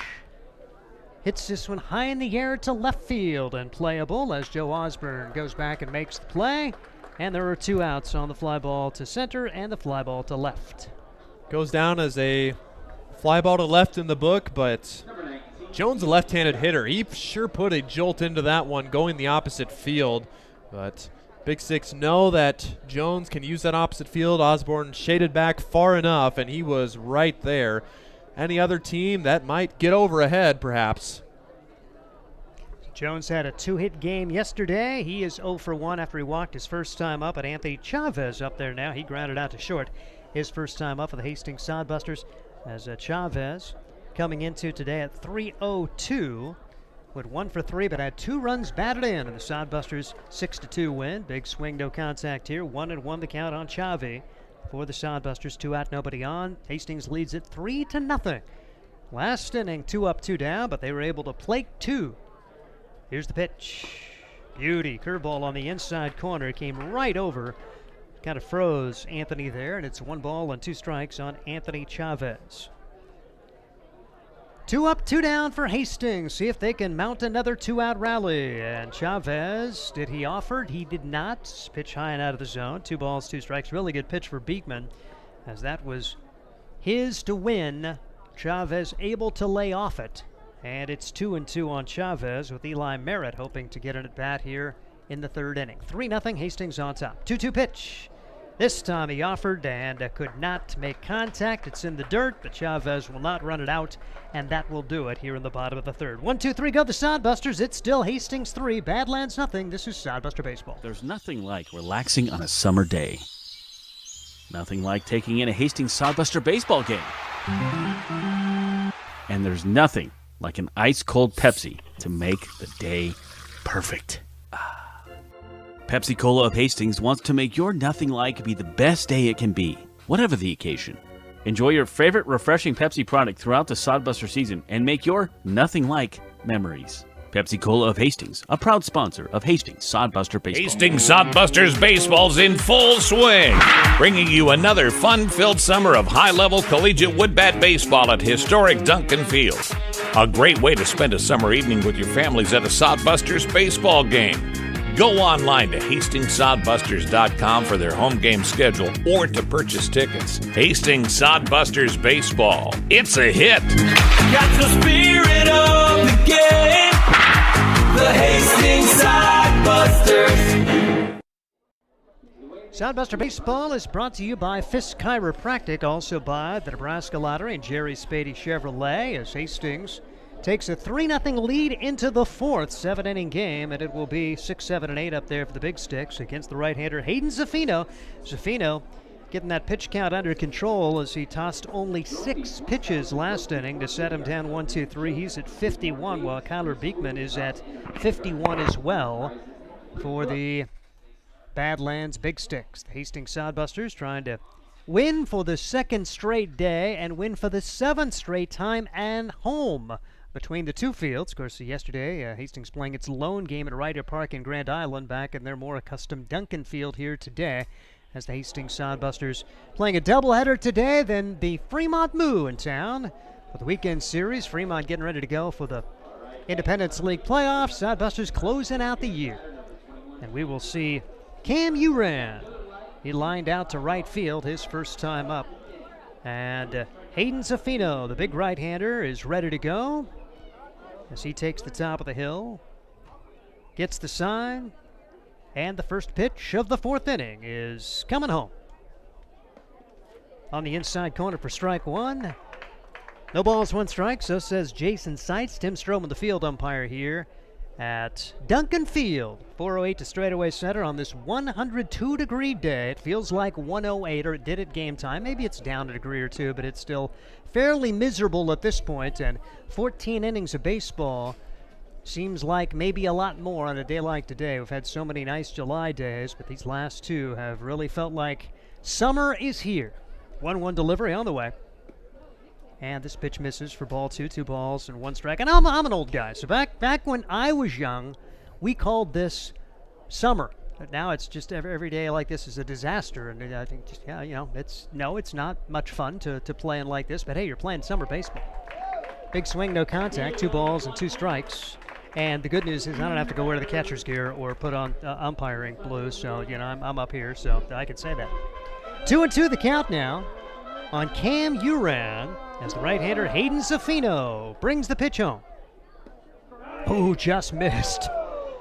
Sodbuster fans who are cheering a strikeout here. This guy's the beer batter. The beer batter makes its return. They couldn't do that down in Grand Island yesterday, so there are some excited potential beer drinkers here, hoping that Zaffino is going to find a way to get the beer batter. Sodbusters, the announcer's done a really good job picking the beer batter. 3-2 pitch, and this one is a bouncer to the right side. Gill out to field it in short right field. Throws to first in time as Jones right there to make the catch. Perfect play for Taylor Gill. That appeared to be headed for a base hit, and it did not happen.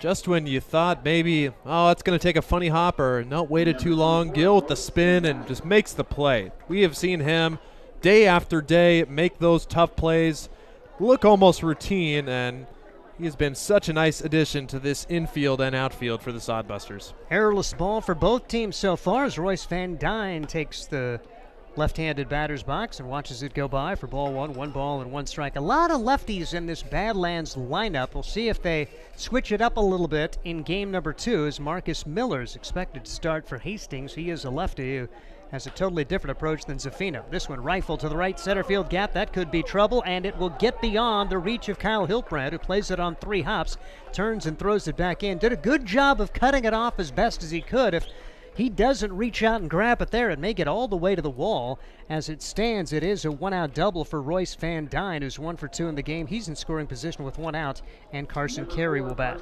First hit of the series for Van Dyne, and like you said, good play by Hiltbrand almost to get there, and kind of looked like when the ball landed, it just kind of died. So Hiltbrand still running, able to flag that down. If it keeps rolling, you never know. Van Dyne, a catcher by trade, could have gotten to third, but good just to limit it to the double there, and with 1 out. Van Dyne's 4th hit against Hastings overall. He was hitting 176 against the Sodbusters coming into today. As Carson Carey comes to the plate, he had a single his first time up, and he swings and fouls it back. No balls, 1 strike. That was that little blooper to right field. That was the lone hit of the game for the Big Sticks before that double. Hastings Sodbusters with the lead by a score of 3-0.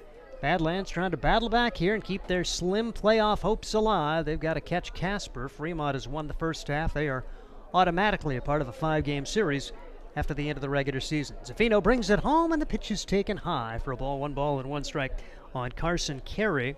Carey, 225 coming into today, 222 against Hastings. Did have a solo homer in the matchup on Saturday, won by the Big Sticks 6-5, despite being out hit 11-6 in that game. 1-1 delivery is a little bit high, 2 balls and a strike.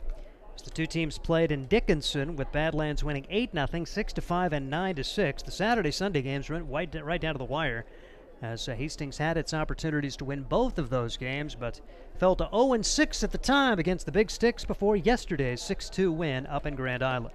Swing and a miss there. It goes to 2-2 on Carey. Could not catch up with that high heat, which hit 83 miles an hour for Zaffino, so it doesn't have quite the velocity he had the last couple of times, and it's 102 degrees. I get it. It is not the most pleasant day to pitch. As Zaffino brings home the pitch here, and this one is blooped into right field for a base hit. Van Dyne had to wait to make sure it came down. Throw comes through, and there will be runners at the corners. Carson Carey doesn't have good swings at either of his first 2 at-bats, and he is 2 for 2 on the day, and now tying run comes to the plate in the person of Harrison Waxley. Just like you said, not very good swings on those, just able to poke one the other way. Not trying to do too much at all. That's good situational hitting here, and Big Sticks with another threat here. So far, they have not broken through. Harrison Waxley, number 9 hitter, drew a walk his first time up, as Hayden Zaffino has struggled with the base on balls here in the early going. He has walked 3 and struck out 2. He's really had good control in his earlier Duncan Field starts. It's kept 0s on the board so far, has to work out of another jam. We've seen Badlands strand 5 through 3 innings, and all 5 of those were stranded in the first 2 innings. Bases loaded in the first, and they stranded 2 in the second. They've got 2 on here in the 4th inning. As the Sodbusters still lead it by a score of 3-0. Pitch inside, almost got a piece of Waxley, and the count will go to 2 balls and no strikes on the number 9 hitter, Harrison Waxley, out of Bossier City, Louisiana, the Louisiana Christian product.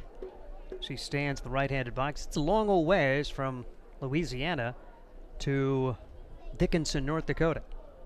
2-0 pitch. Right there for strike 1. Took something off of that one. Brings the curveball in. 2-1 on Waxley with the top of the order coming up. You really want to get Waxley. Try to minimize the damage here. Double play ball would be ideal. And the right-handed pitcher, Zaffino, did not like that ball. He liked it so little that he just tossed it to the Hastings dugout right there, and he'll get a new one right here as he stands atop the hill. Working out of the stretch with runners at the corners. Big chance here for the Badlands Big Sticks. Patriotic red, white, and blue unis again. Off-speed pitch is upstairs, 3-1. Is other than that 6-pitch 3rd inning, it has been a grind today for Hayden Zaffino. But Zaffino so far still with 0s on the board. The Mercyhurst College Laker. Sodbusters fortunate to get him. His sister working at Hastings College. He had originally committed to play most of the summer. It didn't work out. Here's a little liner to the third baseman. Caught by Chavez. Tries to go over to get the double play and almost ran over Royce Van Dyne. Van Dyne hustling back in to avoid the double play. Chavez taps him on the backside, says sorry. Those two guys were both trying to fight for the same position. That's a large second out, and it's back to the top of the order. Number 2, Marcus Abelhausen. As Marcus Abelhausen will step to the plate now. The shortstop is 0 for 2 so far for the Big Sticks. That was a large out number 2, and despite all that's happened to Zafino, still a chance to put another 0 on the board and keep a 3-0 lead here in the 4th. Off-speed pitch taken upstairs for ball 1. 1 ball and no strikes on the shortstop. Really liked his defensive play yesterday for Badlands up in Grand Island. Just showed a lot of range, some good arm play, and he is one of the better ones we've seen in the Independence League this year. 1-0 pitch taken upstairs. But I'll tell you what, there hadn't been many better plays made than the Hastings shortstop Marcos Cabranes made against Keenan Proctor on the first out of the 3rd inning. As he went clear on the second base side to make a dive and get the out. 2-0 on Abelhausen. He takes that pitch just upstairs. It's 3-0 as Zafino has worked behind most of the batters today, but has found a way to get the outs when he needed to. And here's another big chance here. 3-0, 2 outs, trying to find the zone against the leadoff man, and that's way high. Tosses the glove up in the air, catches it again. That seems to be his standard when he's a little bit frustrated. But still, chance to get out of it. And Badlands, the odds are at some point they're going to get one of these opportunities to pay off, and Joel Skipper will come out and talk to Zafino's. Pitch count is a concern here in the 4th inning. He has seen that pitch count ever expand, had 51 coming into this frame for the Hastings Sodbusters. 3-0, Hastings on top. Single for Taylor Gill and a run scored on a sacrifice fly from Marcos Cabranes, and then Gill, an inside the park home run to score Kyle Hiltbrandt, who was hit by a pitch with 2 outs. Zafino, big smile on his face, so whatever they said, they got him laughing anyway, and maybe that will get him relaxed enough to find a way to get out Troy Berg. Berg hit by a pitch his first time up. He flew out to center to end the 2nd inning. We're now in the 4th as the Hastings Sodbusters trying to get through half of this game, still on top 3-0. Troy Berg, utility player, 242 coming into today. 3 out of 8 against Hastings. He's also a decent pitcher. He picked up the save on Saturday against the Sodbusters with 1 inning of scoreless, hitless ball. Could see him before this series is over in a relief role. Pitch to Berg is taken low for ball 1. 1 ball and no strikes. The count on Troy Berg.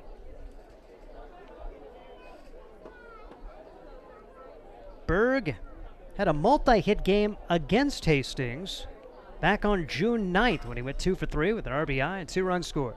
Zafino will work out of the wind here. 1-0 delivery. Just misses, and I think Marcos Cabranes and the Hastings fans wonder where that was. 2-0 the count now on Troy Berg. Hayden Zafino takes his time, walks behind the mound. He just hasn't had any tempo today, and like I say, why would you? It's 102 degrees, but sometimes that in itself shows that you're not in the rhythm when you're just not getting it and throwing it. 2-0 pitch, that finds an outside corner. It's 2-1 on Berg.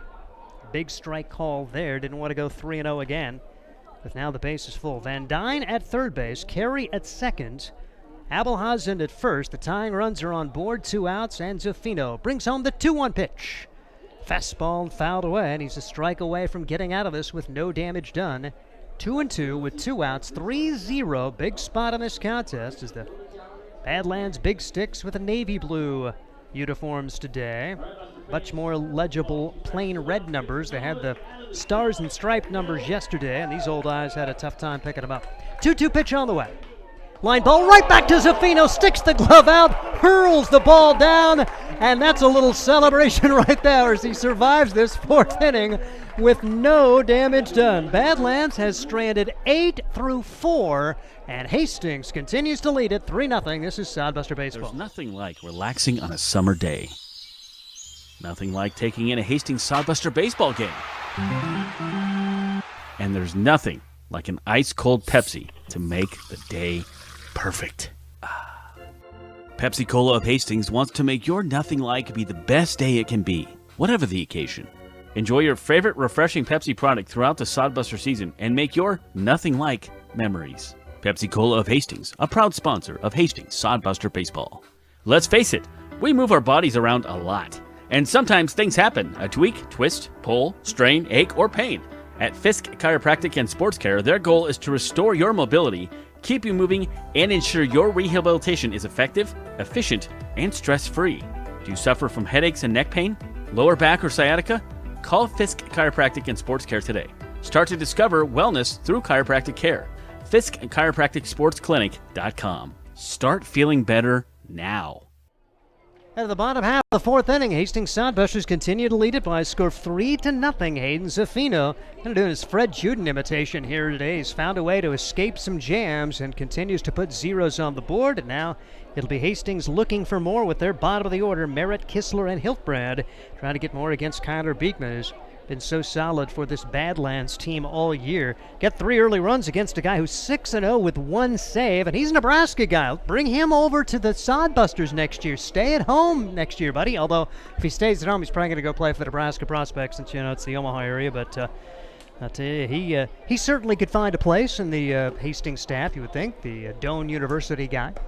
But Beekman's had a really good summer for the Badlands Big Sticks. Say Doane's just about an hour, maybe a little more, away from Hastings here. You just go straight down Highway 6. You'll run into there eventually.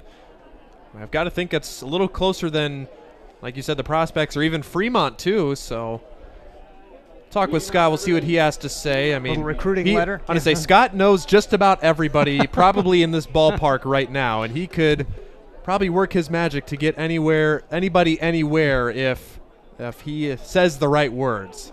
Eli Merritt up there now. Struck out his first time up for the Hastings Sodbusters. That was his season debut, and he swings and fouls it away. He's only seen 4 pitches, all of them strikes. This off-speeder's a beauty. There's 5 strikes. Broomfield, Colorado, his hometown, from Legacy High School. Another Hastings College Bronco getting some at-bats here. Summer ball for his college coach. 0-2 delivery. That's taken upstairs. 1 ball and 2 strikes on Eli Merritt for the Hastings Sodbusters. Joel Skipper, first year as the head coach for the Sodbusters. Hopefully that's a marriage that remains strong, and he comes back. Really like Joel, and Vinny Caron's been fun to get to know him. As just hope to get a few more wins next year, but you like the way this team's playing down the stretch, and you hope to get some of these guys coming back next year. I think it could be a lot better. 1-2 pitch on the way, and this one swung on and missed in the dirt. It was knocked down by Carey. He'll throw to first to complete the strikeout, and 1 up, 1 down here in the 4th inning. So you're really happy to get those 3 early runs against Beekman, because it's probably going to be hard to come by, and particularly in a 7-inning game. Runs at a premium, and here comes Tyler Kistler.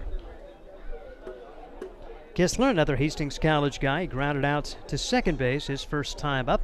Tyler Kistler, 1 for 11 coming into today. His only hit coming against Owyhee. Here's the pitch. Takes it inside for ball 1. 1 ball and no strikes on Tyler Kistler, with Kyle Hiltbrand going to be getting an at-bat here. Hastings Sodbusters looking to add to a 3-0 lead. Off-speeder, that's hit to the center field, and that's a base hit. Good job for Tyler Kistler, his second hit of the year, and Kyle Hiltbrand will bat with 1 on and 1 out. Kyle Hiltbrand will step in, the Western Oregon Wolf. He's from California, and sports media major. Great interview done by Ryan Valenta that's on our Sodcast if you want to check out on Spotify. Big swing, no contact here, no balls and a strike. He's played solid right field today for this Hastings Sodbuster team. Made some nice plays out there for this Hastings squad, looking more comfortable in this spacious outfield. You got to have center fielders pretty much in every outfield position to feel comfortable. Here's the pitch to Kyle, and he does not offer at that. 1 ball and 1 strike, and the number 9 hitter for the Hastings Sodbusters, Kyle Hiltbrand. Taylor Gill on deck for this Hastings team. Taylor's had a huge day. 3 runs, 4 hits for Hastings, no runs, 3 hits for Badlands. We're halfway through. Hiltbrand off the fist into right field, and that's going to fall for a hit, first and second.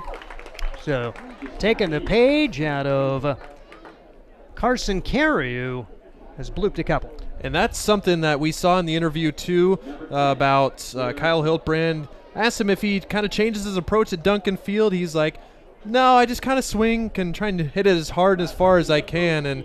But that was an example there. You just put it in the right place, and you'll get rewarded there.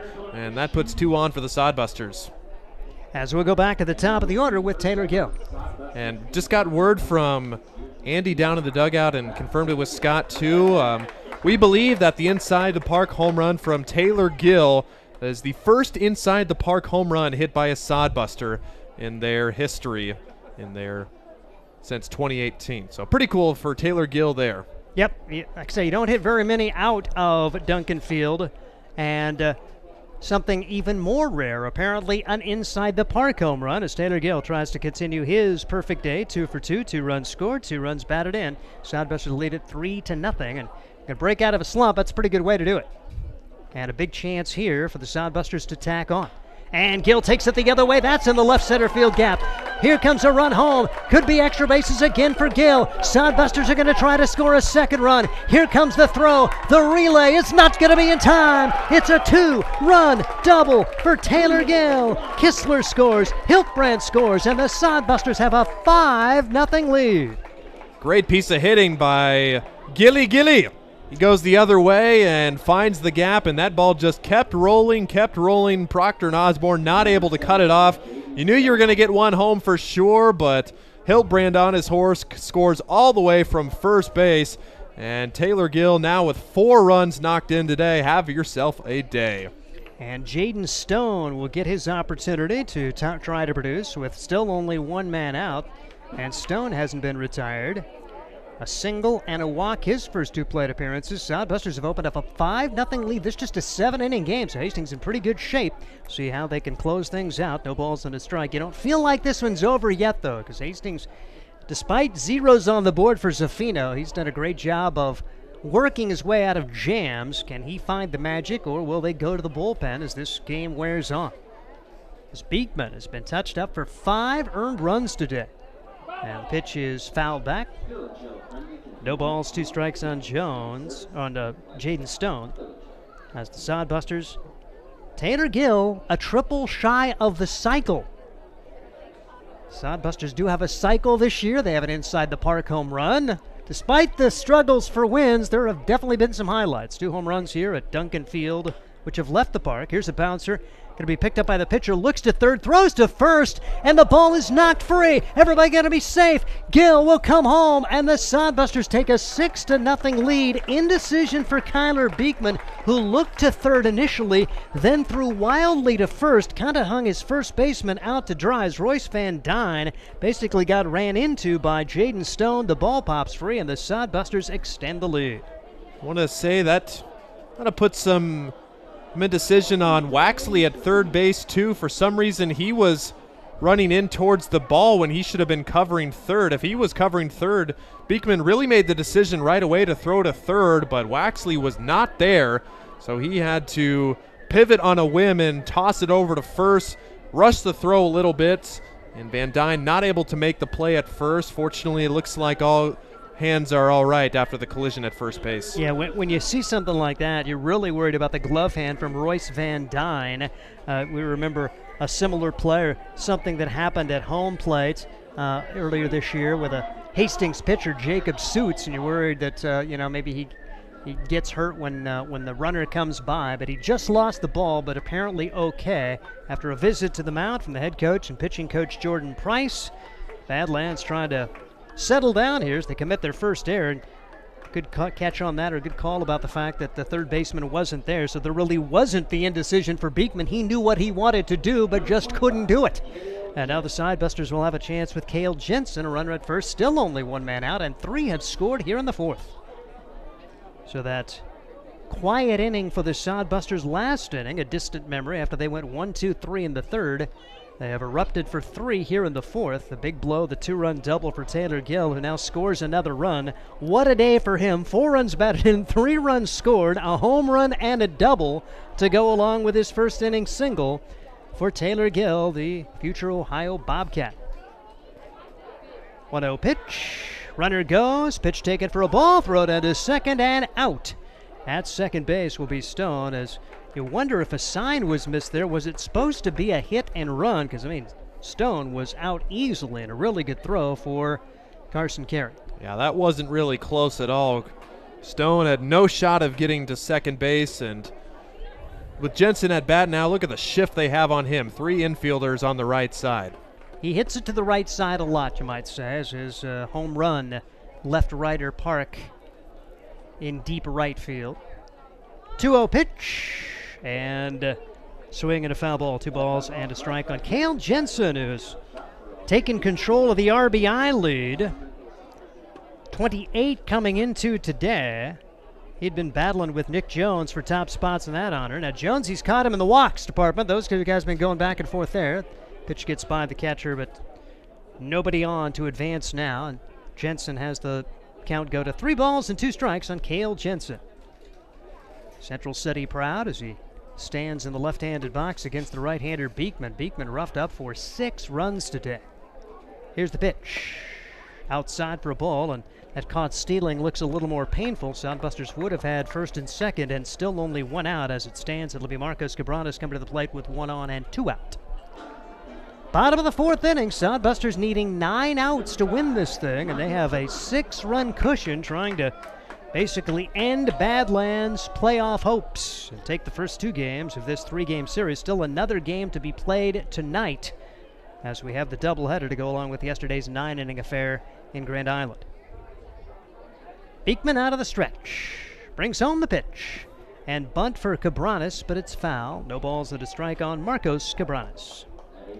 0 for 1 with the RBI at a sacrifice fly back in the first to score. Who else? Taylor Gill. Gill with 3 of the 6 runs scored and 4 of the 6 runs batted in for the Hastings Sodbusters. 4 of the 5 RBIs, the other runs scoring on that error. Pitch is missing, throw back to first base, and the tag applied, but it bounced away, and Jensen would have been safe anyway. So not afraid to throw it around. Carson Carey. Carey's got a gun. He threw out Jaden Stone easily at second base on that caught stealing earlier in the frame. 3 have scored, however, as Hastings has opened up a 6-0 lead. They've out-hit the Big Sticks 6-3. The only error, that throwing error to first earlier in this frame. And it goes against Beekman. Here's the pitch. Curveball beauty right on the inside corners. Cabranes watches it go by. It's 1-2. Couldn't have done much with it, even if he had swung. Hastings Sodbusters in command now. This change your pitching plans, or do you still send Zaffino back out there? Bouncing ball in the hole, left side. Appelhausen with the long throw, and out at first base. Boy, I'll tell you what, Marcus Appelhausen has looked really good. That's a pretty speedy guy running down the line, Marcos Cabranes, and he is out to end the inning, but the Sodbusters score 3 times. We head to the 5th. It's 6-0 Hastings. This is Sodbuster Baseball. Make your next pit stop at the Coach's Corner. A friendly staff and a deep lineup of snacks. You can find Coach's Corner in North Hastings on Osborne Drive East. More than just a gas station, Coach's Corner is the place to get delicious pizza made fresh for you and your family. Don't take our word for it. It's so good it'll be featured at selected Sodbuster home games this season. For a convenient and clean experience, be sure to check out the new convenience store in North Hastings, Coach's Corner. There's nothing like relaxing on a summer day. Nothing like taking in a Hastings Sodbuster baseball game. And there's nothing like an ice-cold Pepsi to make the day perfect. Pepsi Cola of Hastings wants to make your nothing like be the best day it can be, whatever the occasion.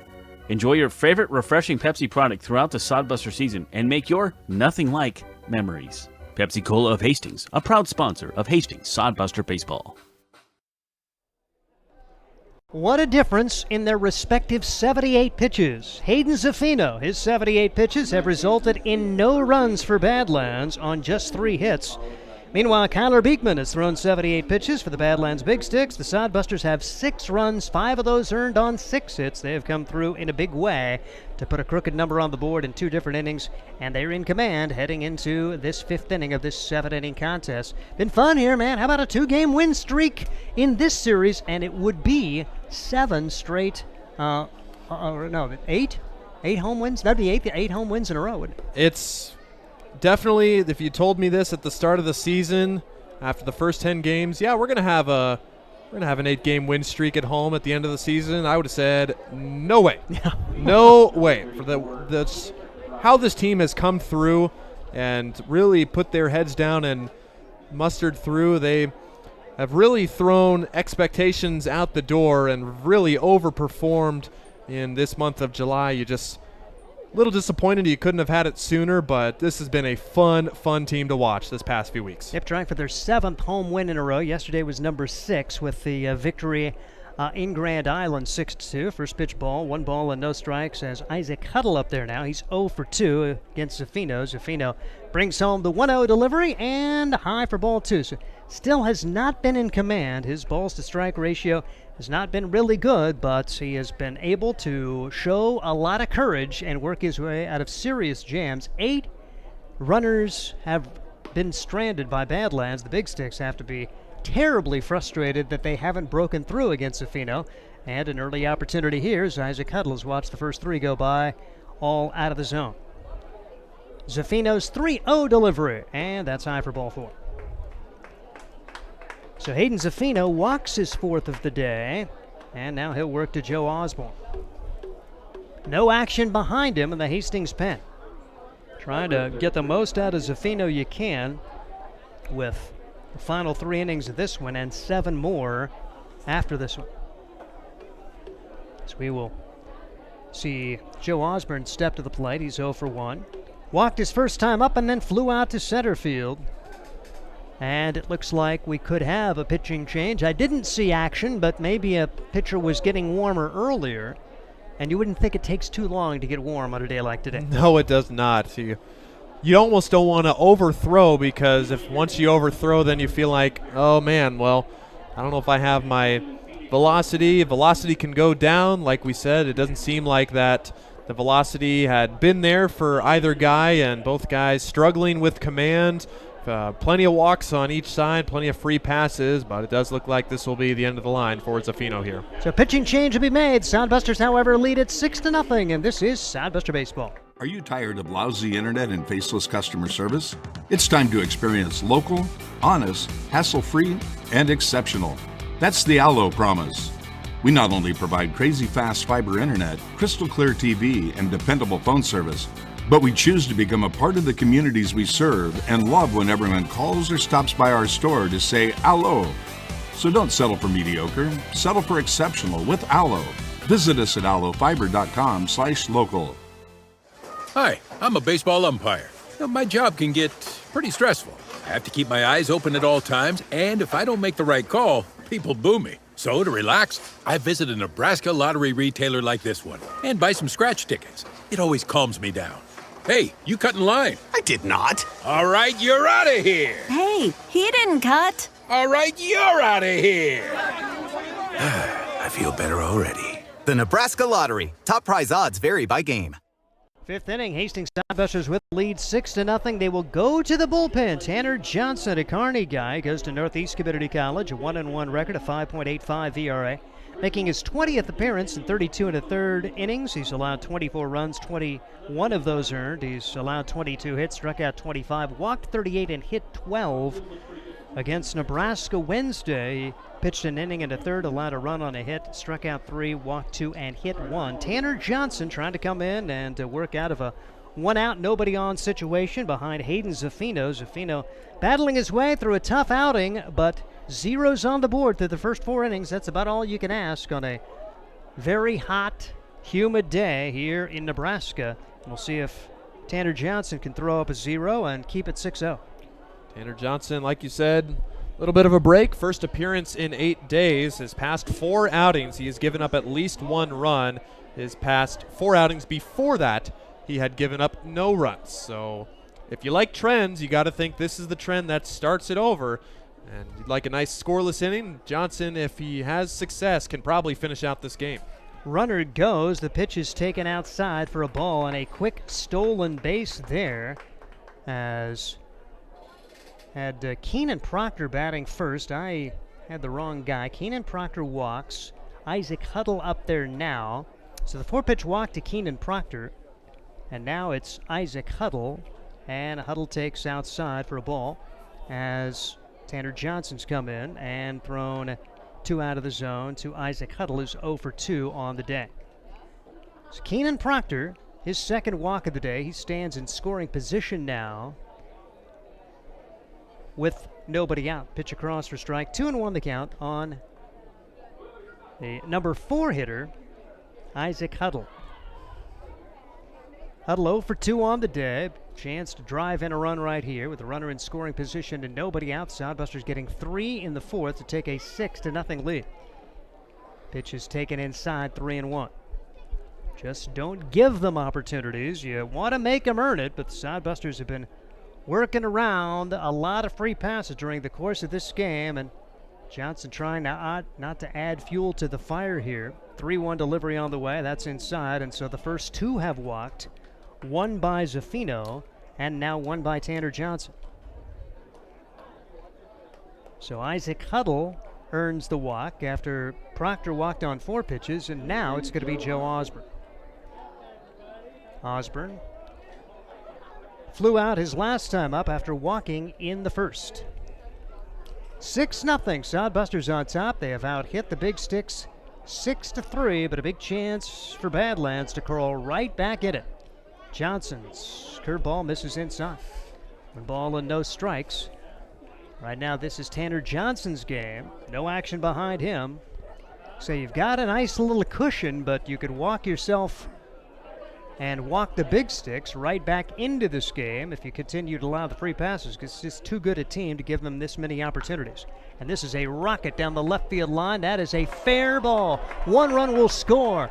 They'll get a second run home as Osborne hits the second base bag. He will have a 2-run double. The 2 leadoff walks come back to roost. It is 6-2. Hastings on top with nobody out here in the 5th inning. A little bit of a lining hook job right on or just inside the line down left field and rolled all the way to the wall. Kind of funny, when it hit the wall, it bounced up over the wall. I mean, higher than the wall, but didn't get over. Wonder with the spin, maybe that could have gotten over, but no chance to cut down those 2 runs. Big 2-run double for Osborne, and sure enough, the Big Sticks are right back in this game. 6-2, and this one is laced fair down the right field line. Big Sticks will score another here as the throw does come through, but it's up the line. A double from Osborne, a single from Uran, and it is 6-3 in back-to-back pitches. The 2 walks have scored, now the double, and now a single for Uran, and Royce Van Dyne tries to cut into it more, and we'll see a visit to the mound here for pitching coach Vinny Carone to try to settle Tanner Johnson. So Johnson missed with 4 out of his first 5 pitches, fell behind Osborne. Osborne with a 2-run double. The next pitch, Uran with an RBI single. And the wheels have come off for the Hastings Sodbusters, but they still own a 3-run lead. And how big was that 4th inning when they were able to plate 3 to make it 6-0 as Taylor Gill had the big 2-run double as part of that frame. Yeah, we knew the Big Sticks had it in them. Wasn't a matter of if, it was more a matter of when it was going to happen, and getting a lot of life here in the 5th inning. Those 2 free passes come around to score, and they are not done yet. Still nobody out in the inning as the first 4 have reached, and you have a runner at first. Royce Van Dyne, who doubled his last time up. He's popped it up to the 3rd baseman as well. 3 have scored here in the inning, and the Sodbusters have seen their 6-run lead sliced in half as Tanner Johnson winds and delivers, and a swing and a miss. No balls and 1 strike on Van Dyne. For Tanner Johnson, a business major, Northeast Community College. Right-handed pitcher. Love to roll a double play ball right here and help turn the momentum back on the side of the Sodbusters. Runner goes, however. Pitch taken for a strike. Throw down to second base. Not going to be in time. This is a very speedy squad as Cam Uran takes second base. And Uran, 5 for 8 in stolen bases coming into today. Badlands, an amazing 120 stolen bases and 138 attempts coming into today. They've stolen over twice as many bases as the Sodbusters, who were 57 out of 71 coming into today. But 0-2, get the out. Van Dyne had to battle his way back. Here's the pitch. Swing and a miss. Johnson comes through and gets the first out here. Runner at second, 1 out, and Carson Carey will bat. Big first outs, and like you said, unfortunately, the speed shows its head here in the 5th. Uran able to steal himself out of a force out, and you think maybe if he's still at first, you have that double play with 1 out, but still got a couple more outs to get, and Badlands still trying to chip away at the Sodbuster lead. Carey 2 for 2 as he stands in with a couple of bloopers to right field. His first 2 plate appearances, both of those against Zaffino. He doubles his hit production against Hastings with those 2 hits. He was just 2 for 9 coming into today, and 2 for 2 in this contest. 6-3, Sodbusters on top, but you're not feeling nearly as comfortable as you were when you came into this 5th inning. 7-inning contest. Pitch taken for a ball, 2 balls and no strikes. A decent Hastings crowd today, a little bit quiet, but it's so hot. It's just so hot. 100 degrees, and I understand. Hard to get the energy, although the home team is winning today. 2-0 delivery. Bouncing ball by Chavez at third base. That could be extra bases. 1 run will score. Instead, it'll be just an RBI single for Carson Carey. He's 3 for 3. And now the tying run will come to the plate here in the 5th inning. 4 have scored. Bottom of the order coming up with Harrison Waxley, and it is 6-4. Hard hit baseball by Carey, and just in the perfect spot. We've seen Chavez be a vacuum at third, but that one just inside the bag and past the dive. No chance to get that. And 4 spot, crooked number for the Big Sticks, and Sodbusters led by 4 coming into this inning. They lead now just to 2. 6-4 with Hastings Sodbusters on top. 1 in the first, 2 in the second, 3 in the fourth as this pitch is hit high in the air. Right field, Hiltbrand a long run, drops it, could not bring it in. He's going to throw to second. Are they going to get the force? No, it hits the base runner instead, and everybody's going to be safe. So a little bit of everything this hour. Unfortunate for Kyle Hiltbrand, who had to go a long way to get there. Could not make the play, and then he still had a chance to get the force at second, but hit the base runner on the throw. It'll be an error on the Sodbusters, and now Badlands has the tying runs on there with still only 1 man out. Unfortunate there in a couple of different ways. Had a chance to get an out 2 different occasions, did not happen. And now top of the order with Marcus Abelhausen. He'll lay down a bunt. Chavez is going to let it roll. He's going to let it roll. Smart decision, Anthony. I thought that baby was going to stay fair. Instead, foul ball. No balls and a strike. I am just as surprised that ended up rolling foul. That looked like it was almost on the green artificial turf, but somehow just kept rolling to the left. And Sodbusters catch a huge break there. If that stays fair, that's bases loaded and an infield single. As it stands, Badlands still very much in the prime of a rally. 4 runs have scored so far. Thinking don't give them a chance. We give them 2 walks and now an error in the inning. And got to find a way to make plays to get out of situations like this. Hayden Zaffino did so through their first 4 innings on the mound. And now Tanner Johnson did not get help defensively on that last play. Here's a bouncing ball foul. Quickly 2 strikes in Abelhausen. A strikeout would look pretty big for Johnson right here as he tries to battle through it. Leadoff walk, the last batter from Hayden Zaffino. And then the walk issued by Johnson to Isaac Huddle. Since then, double, single, strikeout, single, and error. Still only 1 out in the inning. Tanner Johnson winds and delivers, throws it way high, climbing the ladder and keeping it in front. Tyler Kistler, and it's 1-2. Abelhausen trying to come through and keep it going for this Badlands Big Stick squad, trying to keep their slim playoff hopes alive. Here's the 1-2 delivery, swing and a miss. Tanner Johnson gets his second strikeout of the inning, and it'll be Troy Berg to try to keep it going. The 9th man to come to the plate for Badlands. After that fastball way up high, went with another elevated fastball. Surprised to see Abelhausen offer at that. Usually if you take a high fastball, you know another one might be on the way and easier to take off, but Johnson gets the job done. Runners go from first and second, throw down to third base, out at third. What a play. perfect throw from Kistler. Had to battle around the guy in the right-handed batter's box, and he is able to gun down Carson Carey to end the threat. But Badlands does score 4. The Sodbusters still lead it. It's 6-4 after 4.5, and this is Sodbuster Baseball. Let's face it, we move our bodies around a lot. And sometimes things happen. A tweak, twist, pull, strain, ache, or pain. At Fisk Chiropractic and Sports Care, their goal is to restore your mobility, keep you moving, and ensure your rehabilitation is effective, efficient, and stress-free. Do you suffer from headaches and neck pain, lower back, or sciatica? Call Fisk Chiropractic and Sports Care today. Start to discover wellness through chiropractic care. Fisk Chiropractic Sports Clinic.com. Start feeling better now. Hastings College has reimagined everything. As a sophomore, you'll spend part of a semester studying abroad, and they'll cover the cost. Recognizing it's a digital world and how you learn, they'll give you an iPad Pro and Apple Pencil, tools that'll help you engage, whether you're on campus or in Paris, plus internship opportunities and professors who mentor you. Hastings even provides books. At Hastings College, you'll go somewhere. Go to hastings.edu/discover for more. It is Sodbuster Baseball as we head to the bottom half of the 5th inning as Hastings will face a new right-hander. It's Hunter Smith out of Castle Rock, Colorado. Went to South Mountain Community College, and he does not have a record this year, but an outstanding .72 earned run average. Limited appearances, making his 4th appearance today, 9 2/3. He's allowed 1 run on 1 hit, struck out 3, walked 6, and hit 2.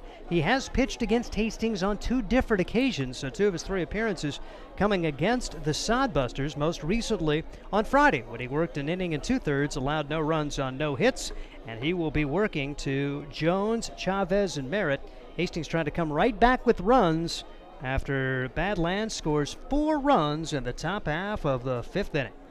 Got ourselves a ball game, Ryan Valenta. It never comes easy. I mean, it does sometimes, but it always seems that no one's ever out of the fight here. These games are always interesting, and for Hunter Smith, that 1 hit on the stat sheet looms large. 1 hit in 9 2/3 innings, basically throwing a no-hitter almost through 9 innings, just 0.34 average coming out to that 1 hit in his 29 outs recorded. So he's a guy, he will get you out, but he does walk some people. 6 walks just to 3 strikeouts, like we mentioned.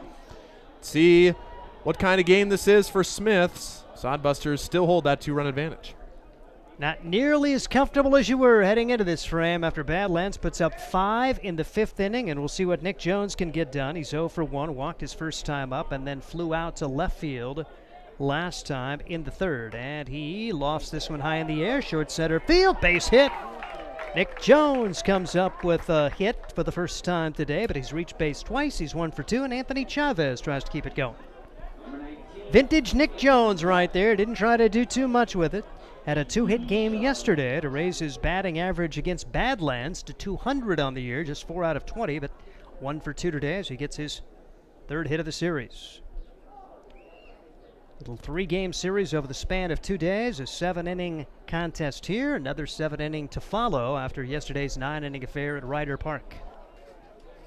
4 runs in the top of this inning, making a totally different game. Badlands has 4 runs on 6 hits. Sodbuster 6 runs, 7 hits. Each team has committed an error.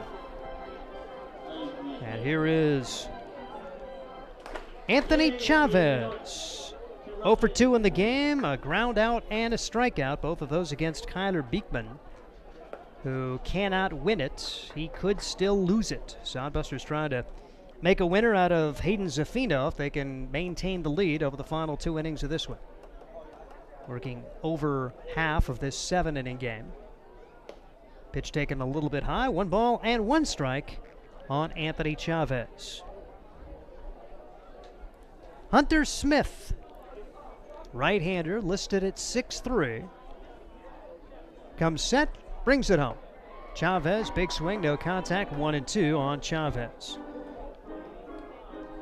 Chavez with one of the better decisions of this past half inning, allowing a bunt attempt for Marcus Abelhausen to roll foul. It would have been bases loaded. Abelhausen ended up striking out. Pitch gets by the catcher, and the Sodbusters will have a runner in scoring position with nobody out. And it goes to 2-2 on Chavez. And now if you're Anthony, I know you want to try to find a way to be a hero, but if you put a ground ball to the right side, that would get Jones over to third, and you can have a runner at third with less than 2 outs. We'll see if Anthony can find a way to get it done. A little situational baseball. Plus, if he puts it in play on the right side, there is a huge hole between first and second with the second baseman holding Jones close. Here's the pitch. Called strike 3. Chavez could not pull the trigger, and Smith comes up with a large strikeout. So runner at second base and 1 man out for Eli Merritt. Merritt stepping in, designated hitter for this Hastings team, the Hastings College product. A pair of strikeouts against Beekman. He's probably happy to see Kyler Beekman head to the showers. Pitch from Smith. Right there for strike 1. No balls and a strike on Merritt. The leadoff single, the wild pitch. Hastings trying to at least claw 1 back to feel like you can get the momentum back on your side after Badlands exploded for 4 in the top of the frame. Pitch down low, good stop there for Carey this time to keep Jones at second base. 1-1 now on Merritt with Tyler Kistler coming to the plate next. Sodbusters with the gold jerseys today with the green numbers. Green stockings. Hastings looking for their second straight win against Badlands. 6 straight home wins, counting the one at Ryder Park yesterday. Hard hit ball. Third baseman catches it on the fly. What a play there. Thought that maybe was headed to left field. A chance at an RBI. Harrison Waxley makes the good play. There were 2 outs, and Jones stays put at second. Especially with that sun just dipping farther and farther down towards the field. Got to wonder how much that played into there, but Waxley said, sun's no problem. Able to snag that one for out number 2. So Tyler Kistler trying to salvage the inning. The leadoff single, the wild pitch, but nothing since, is the strikeout and the line out. Kistler, if he can line one to the outfield, maybe a chance to bring Jones home from second base. Pitch goes over his head for ball 1. 1 ball and no strikes with Hiltbrand waiting on deck.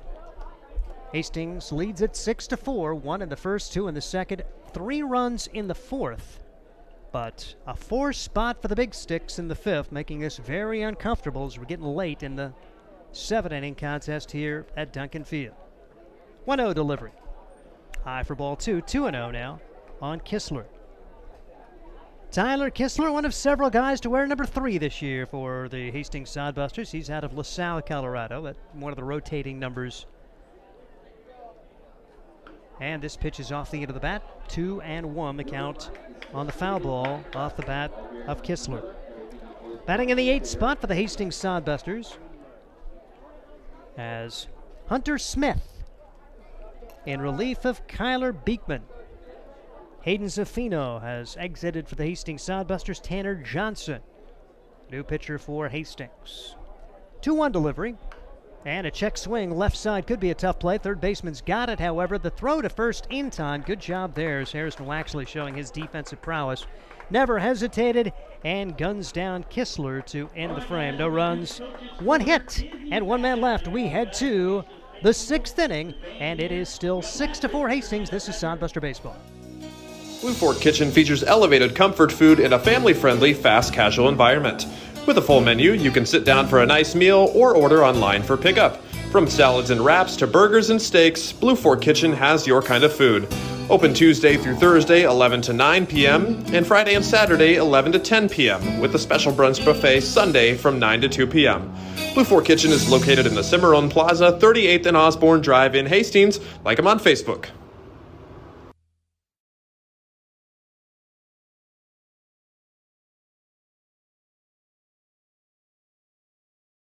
Sodbuster Baseball is sponsored by Jerry Spady Chevrolet GMC. It's one of the many ways Jerry and Greg Spady, along with their families and employees, have proudly embraced a passion for giving back to the community. The folks at Jerry Spady Chevrolet GMC realize the importance of enriching and improving the lives of their neighbors. They've accomplished this through philanthropy and active personal involvement. Featuring the top new and used inventory in the region and a certified service department, Jerry Spady Chevrolet GMC, 2750 Osborne Drive East in Hastings, or at spady.com. Head of the 6th inning, Hastings Sodbusters Closer now is Jacob Shaw, 2-2 with a save, a 2.63 ERA, making his 18th appearance in 24 innings. He's allowed 11 runs, just 7 of those earned.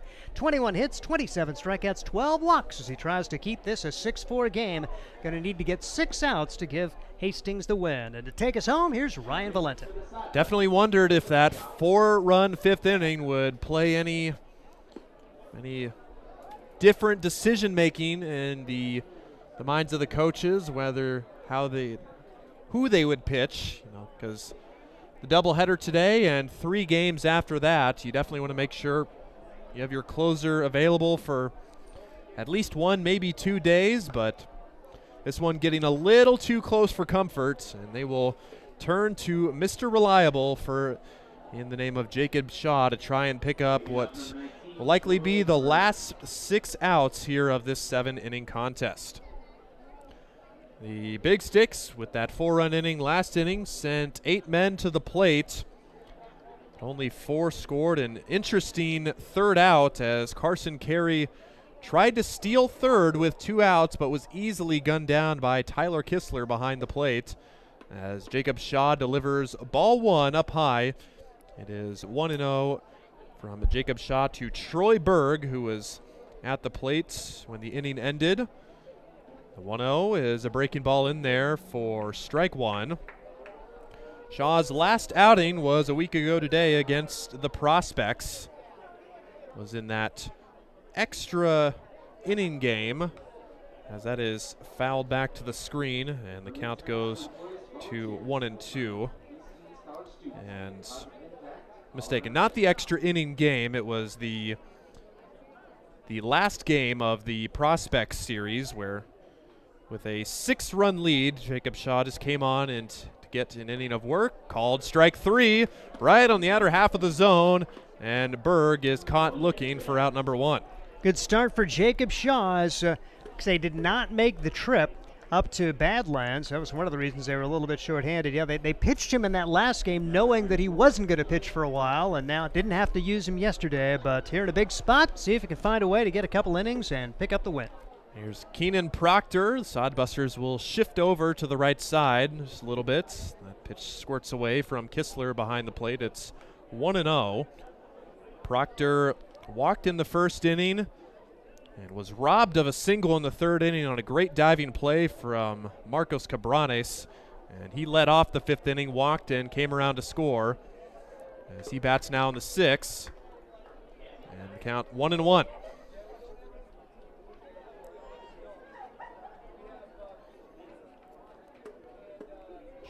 Shaw trying to shut the door after the Sodbusters making this a little too close for comfort.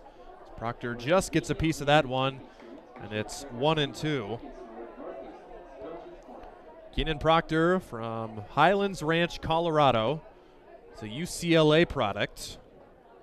One of the handful of Division I guys on this team.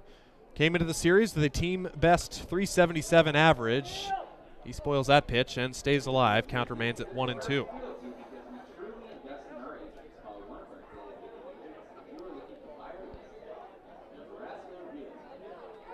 Shaw has worked multiple innings multiple times. He's no stranger to these situations. Breaking ball right there for strike 3. 2 consecutive backwards Ks for Jacob Shaw. And there is 2 outs here in the 6th inning. And a good start for number 7 here. And doing it to the 2 and 3 batters, if you find a way to get a 1-2-3 inning, in all likelihood you wouldn't have to face this part of the batting order again if it goes well for you in the 7th. It'll be up to Isaac Huddle, the designated hitter. He also walked and scored in the 5th inning, but is hitless today. Just 3 hits in the first 4 innings for the Big Sticks. That's fouled back, and the count 0-1. Huddle 0 for 2 with the walk. Lined out to right field and also struck out in the first inning. So the 0-1 to Huddle is there for strike 2, and Shaw heading the count 0-2. Shaw featuring 4-seam fastball, changeup, and a curveball and a slider, which is his best pitch. Wave and a miss. Strike 3. 3 up, 3 down as Shaw strikes out the side in order. Big inning for the Sodbusters as they hang a 0. They'll look for some insurance in the bottom of the 6th. Make your next pit stop at the Coach's Corner. A friendly staff and a deep lineup of snacks. You can find Coach's Corner in North Hastings on Osborne Drive East. More than just a gas station, Coach's Corner is the place to get delicious pizza made fresh for you and your family. Don't take our word for it. It's so good it'll be featured at selected Sodbuster home games this season. For a convenient and clean experience, be sure to check out the new convenience store in North Hastings, Coach's Corner. There's nothing like relaxing on a summer day. Nothing like taking in a Hastings Sodbuster baseball game. And there's nothing like an ice-cold Pepsi to make the day perfect. Pepsi Cola of Hastings wants to make your nothing like be the best day it can be, whatever the occasion. Enjoy your favorite refreshing Pepsi product throughout the Sodbuster season and make your nothing like memories. Pepsi Cola of Hastings, a proud sponsor of Hastings Sodbuster Baseball. Jacob Shaw with a dominating top of the 6th inning as the Sodbusters come up in the home half. They'll send up 9-1-2 as we are just about done here in this first game of the doubleheader here at Duncan Field. Some late night baseball in central Nebraska. About 7:41 local time right now as we will pick up game 2 roughly 30 minutes after game 1 as we will send the Big Sticks packing after this game, and looking good so far. Sodbusters still clinging to that 2-run lead. Kyle Hiltbrand swinging first pitch way out in front of that breaking ball. And back out there is Hunter Smith. He worked the scoreless 5th inning. Breaking ball again, this time outside, and count goes to 1-1.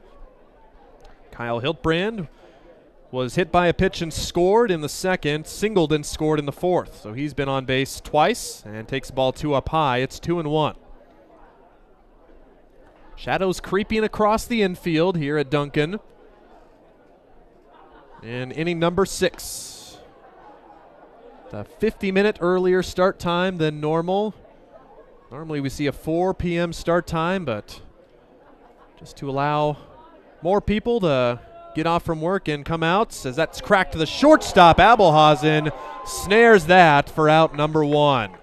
Went to his right and left his feet, made the play, and Hiltbrand is robbed of a single, and there's 1 out. Hunter Smith with a great ERA, but today they are getting okay swings at him. You had that rocket shot from Eli Merritt that was caught by the third baseman, and Abelhausen continues to show his defensive prowess. So not really getting cheated, but the Sodbusters nothing to show. Here's Taylor Gill, 3 for 3, and as we mentioned earlier, he's a triple shy of the cycle here in his last at-bat. And wouldn't that be something? No Sodbuster had hit for the cycle before this season, before Gage Frank did it in Oahe earlier this season.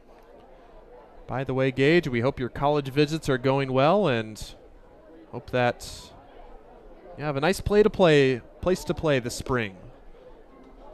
Another ball up high, and it's 3-0, and ball 4 happens here. May not get a chance to see.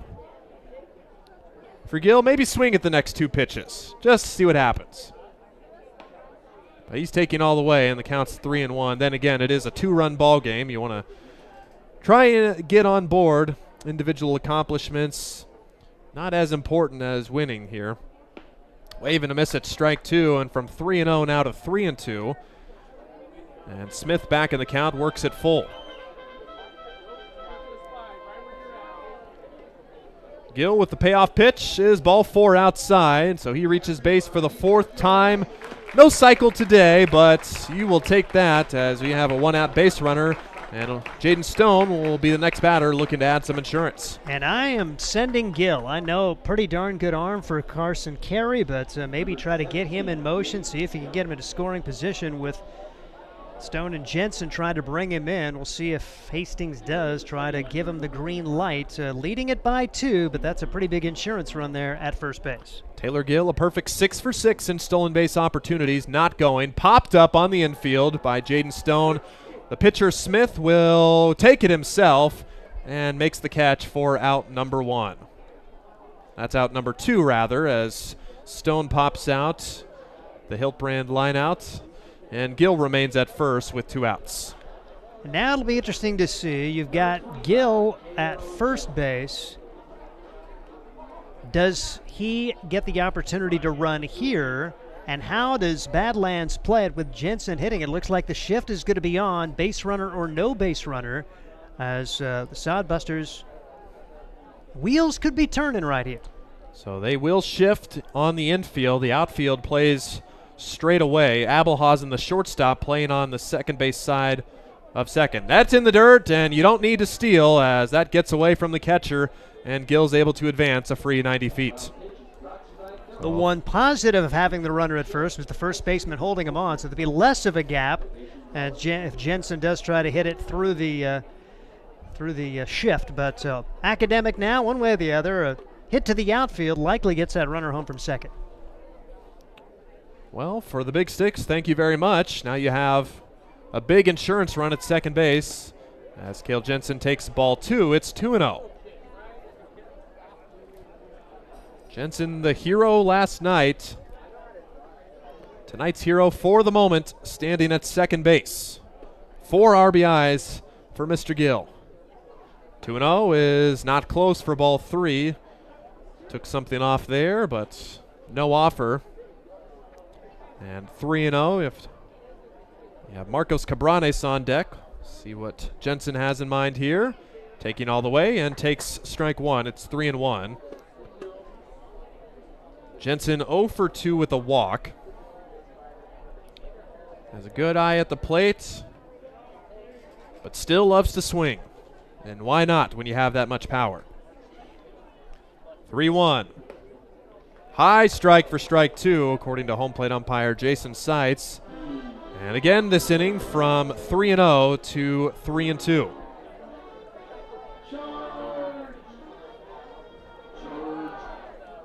Runner at second, full count. Sodbusters looking for a big run here going into the last inning of game 1. Payoff. Foul back, and Jensen will get another swing. And a fan ends up with that foul ball right off the roof of the concourse. Literally, quite literally, fell right in that gentleman's lap. Jensen still alive. Smith trying to put this away. 4-6 ball game. Smith delivers. Fly ball to the left side towards the line. Osborne racing over, and it's foul. A little bit too much slice on that ball. Just like my golf swing, just too much to the left side, and Jensen will have another swing. Thankfully, no trees or water over there, though. Nope. Sand? Probably sand. You know, you got to watch the sand. Also, another thing of list of things that you can talk to or pick the brain of Scott Galusha, former golf pro here in Hastings. Man's a baseball owner, coach, dad, husband. Guy really does it all. Payoff once again to Jensen. Fly ball to center field, tailing away from Proctor in center field, but he makes the play on the run. Good play from Keenan Proctor to cover some ground and deny the Sodbusters some insurance in the 6th inning. One runner's left stranded as we will go to the 7th inning. Sodbusters 3 outs away from winning their 7th straight at home. Are you tired of lousy internet and faceless customer service? It's time to experience local, honest, hassle-free, and exceptional. That's the Allo promise. We not only provide crazy fast fiber internet, crystal clear TV, and dependable phone service, but we choose to become a part of the communities we serve and love when everyone calls or stops by our store to say Allo. So don't settle for mediocre, settle for exceptional with Allo. Visit us at allofiber.com/local. Hi, I'm a baseball umpire. My job can get pretty stressful. I have to keep my eyes open at all times, and if I don't make the right call, people boo me. So to relax, I visit a Nebraska lottery retailer like this one and buy some scratch tickets. It always calms me down. Hey, you cut in line. I did not. All right, you're out of here. Hey, he didn't cut. All right, you're out of here. I feel better already. The Nebraska Lottery. Top prize odds vary by game. Last call for the Big Sticks here in the 7th inning. They found success in the 5th inning versus Tanner Johnson and Hayden Zaffino, but Jacob Shaw with a shutdown inning, who is back out on the mound for his 2nd inning of work. And just 12 pitches to record 3 strikeouts in the 6th inning.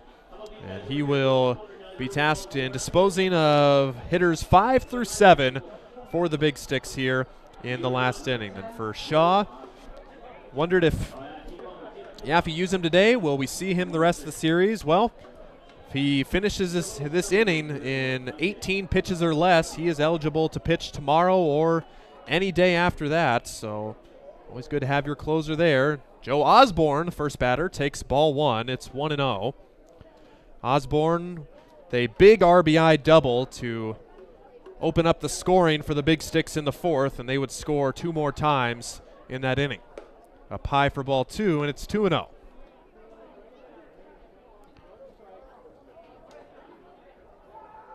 Jacob Shaw on the season with one of the 2 sodbuster saves, as there's a big swing and a miss from Joe Osborne.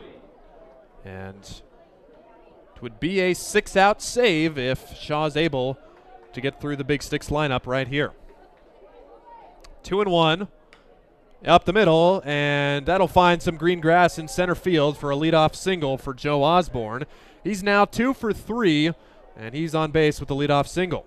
Never easy, is it? So you always want to get that first one, but now Shaw going to have to battle. How about a double play ball? I haven't seen that happen. Sodbusters turning 41 double plays this season, and why not? 42 would look mighty fine right here as Shaw allows the leadoff single, and the tying run comes to the plate. Cam Uran in the dirt, and that was spiked. No shot for Kistler to block that one. And there's a runner at second base now on the wild pitch. Osborne's run does not matter. The one at the plate does to tie this game, but Sodbusters still have an opportunity in the bottom inning if we get there. Hits now at 7 apiece for each team. Sodbusters with 6 runs, the Big Sticks with 4. Big swing and a miss from Uran, and it's 1-1. Uran also with an RBI single in the 5th inning, and he also came around to score the 4th and final so far run for the Big Sticks. It's 1-1. Breaking ball and catches the corner. Uran doesn't think so. And he's down in the count 1-2. Good curveball there from Shaw, and that just got the inside part of the plate.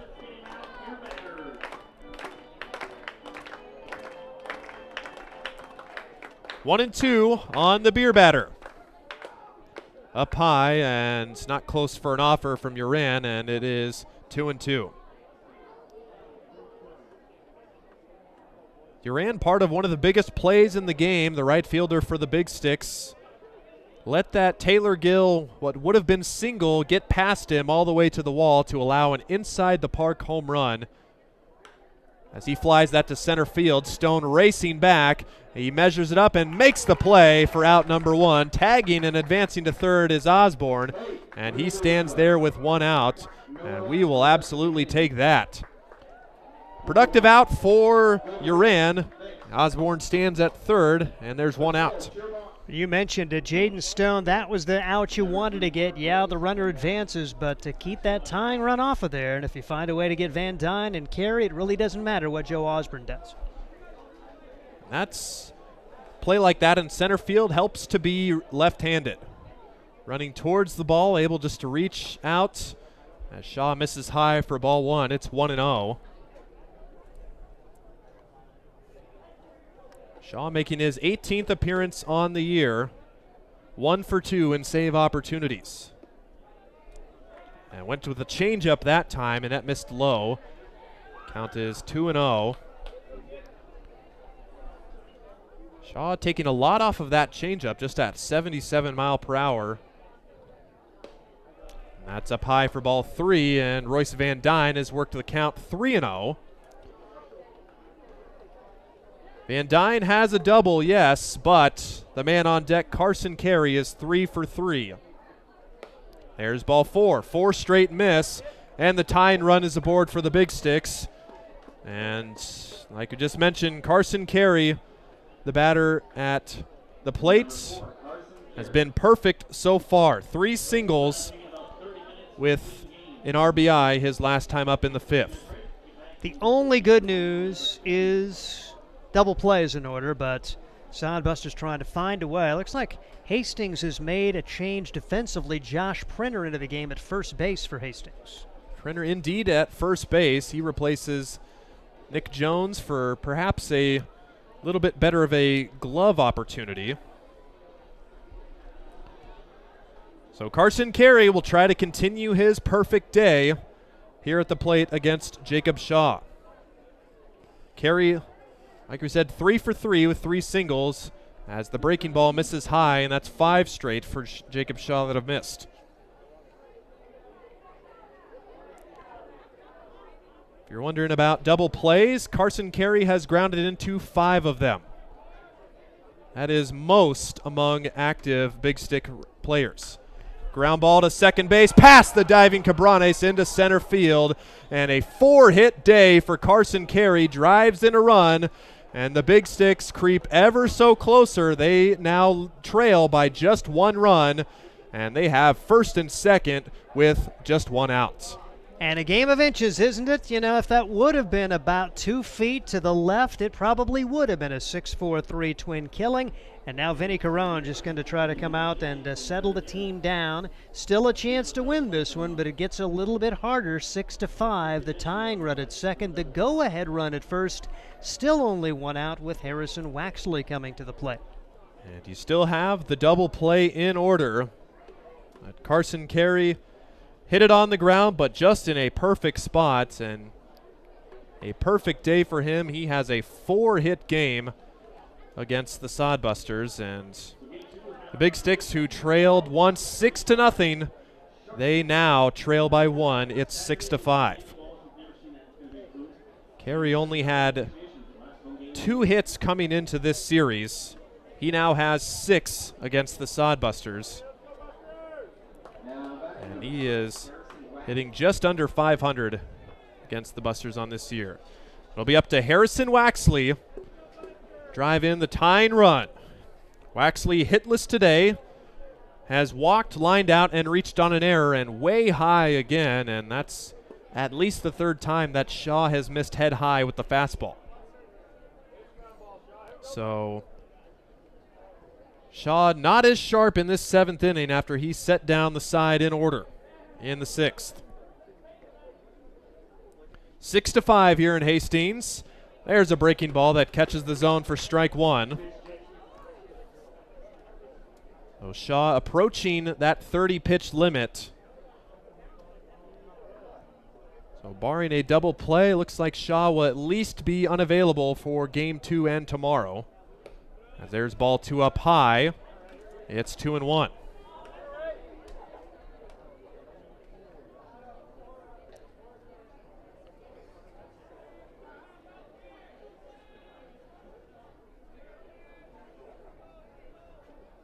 Carey at second.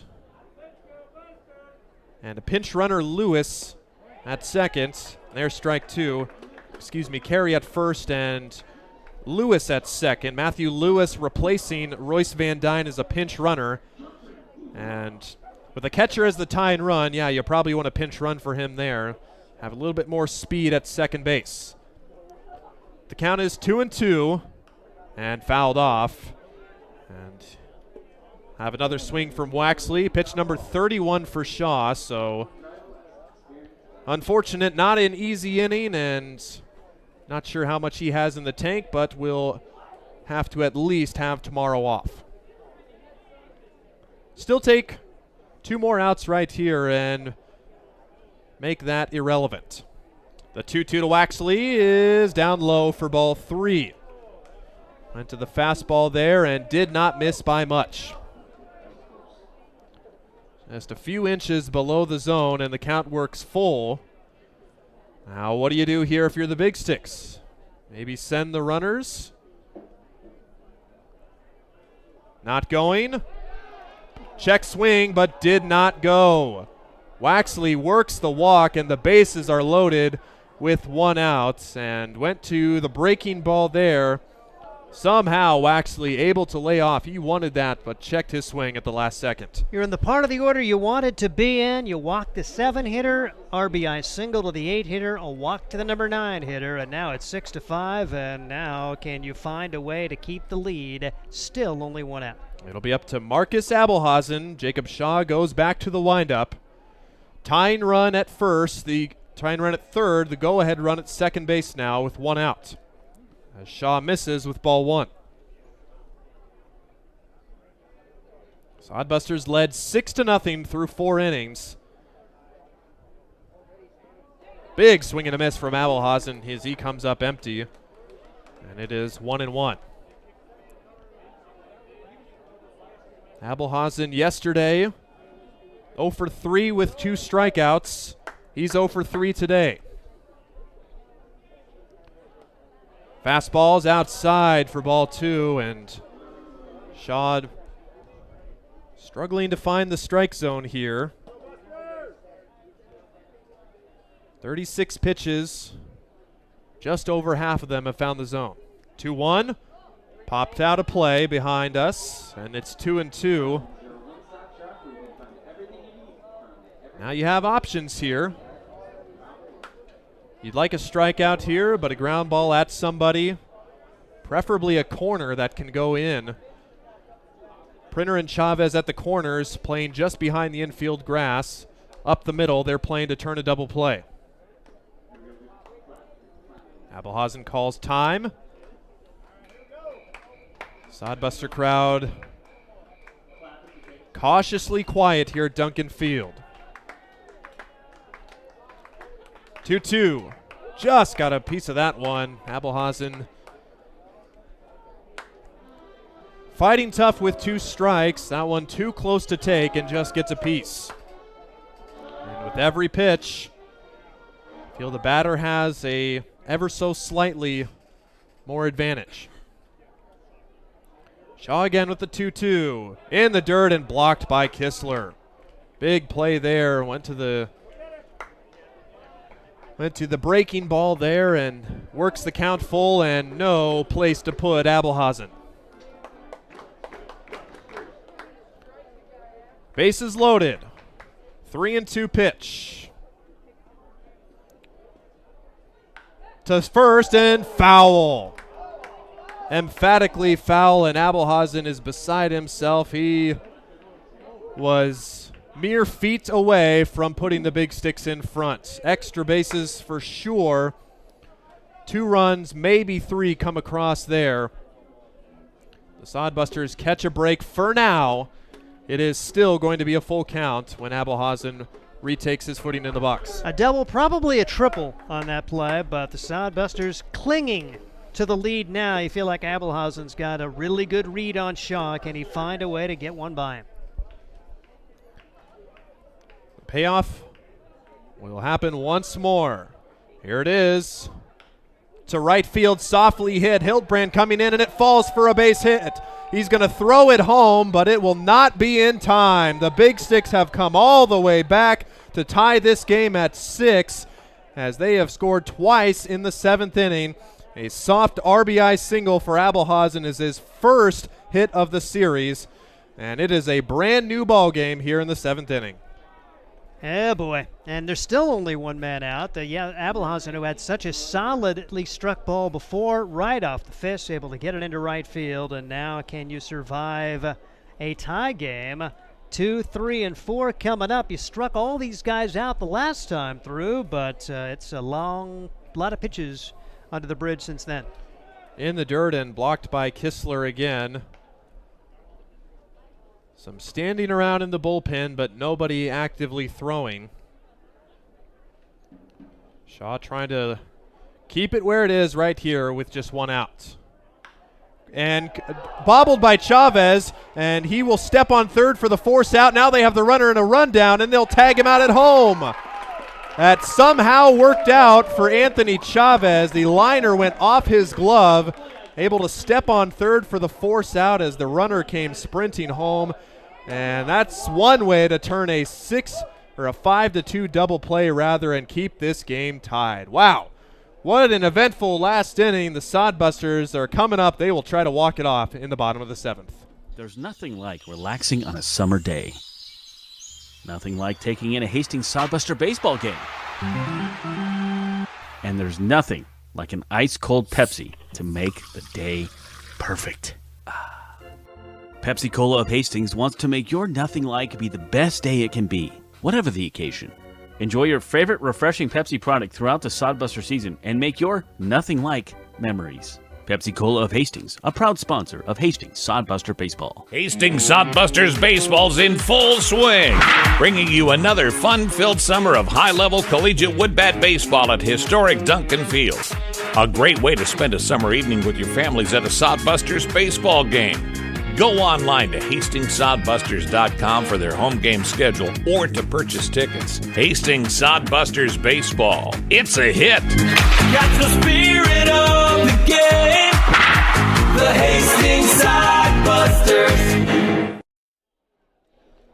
Got a brand new ball game at Duncan Field. Sodbusters squander a 6-0 lead here in game 1 of this doubleheader. It was 6-0 after 4 innings.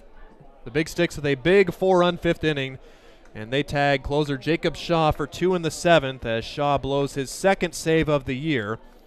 And the Sodbusters will have an opportunity here in the bottom of the 7th, and they will face a new Big Stick arm. It is Kobe Krenz.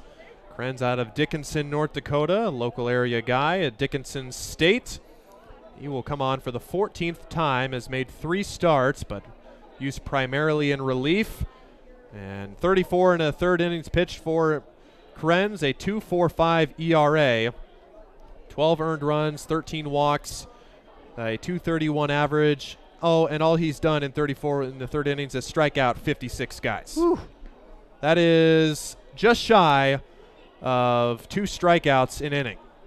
So he has some electric stuff here, and he will look to keep this game tied here, and the Sodbusters will have the right guys coming up, 4, 5, and 6. Marcos Cabranes and Josh Printer, who took the place of Nick Jones, will bat second, and Anthony Chavez third.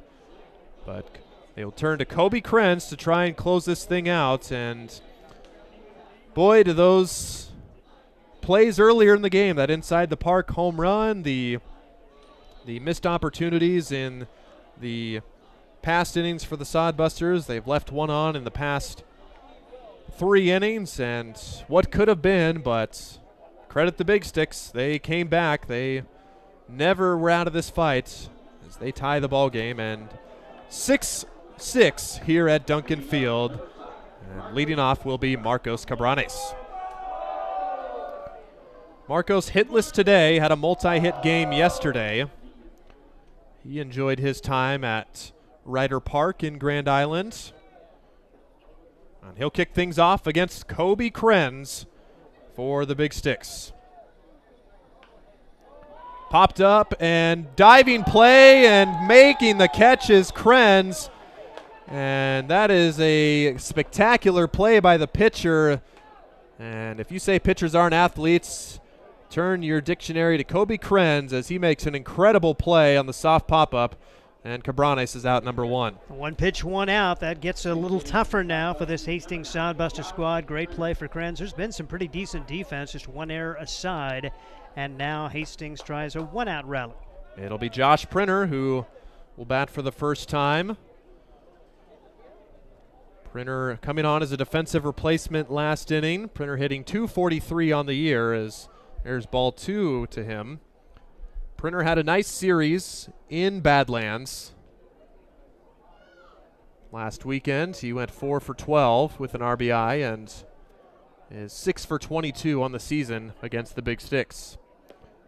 2-0 misses outside for ball 3, and it's 3-0. You'll take a base runner here. You got Anthony Chavez coming up, and Mr. Doubles would love to get an opportunity with the guy on here as Printer taking his time, getting set in the box. Krenz comes set, and it's outside for ball 4. The one pitch retires Cabranes, 4 straight miss, and Printer is a 1-out base runner. I know Marcos, he loves to bunt, and he's had good bunts this year, but there are certain times of the game where swing away, and it's easy to say after he popped it up, and I would have loved to see what Marcos could have done with a full at bat against Krenz, but there's still 1 on and 1 out. And do you turn Printer loose right here to try to get him in scoring position? Printer tied for the team lead in stolen bases. He stays put, and strike 1 to Anthony Chavez. It's the guy you won up at the plate. Chavez has increased his batting average to over 300 on the year. Only active sodbuster with a 300 batting average. Fouled back and caught at the piece of the net and gets to the crowd, and it's 0-2. Really good swing, but he probably won't see that kind of pitch again now, down in the count. Chavez leads the team in doubles and, believe it or not, in triples. Only 2 triples, but 1 more than the next guy. Check on Printer at first. He's back in safely. Count remains 0-2. Tied at 6 apiece. Badlands now with 9 hits. They had 3 hits off of Jacob Shaw in the 7th inning.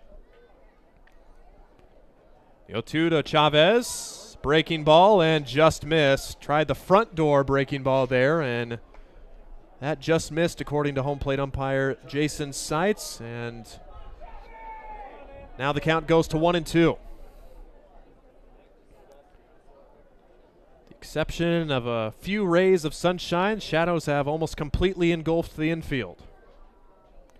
The 1-2, swing and a miss. Chavez went upstairs to get that fastball and comes up empty, and they're 2 down.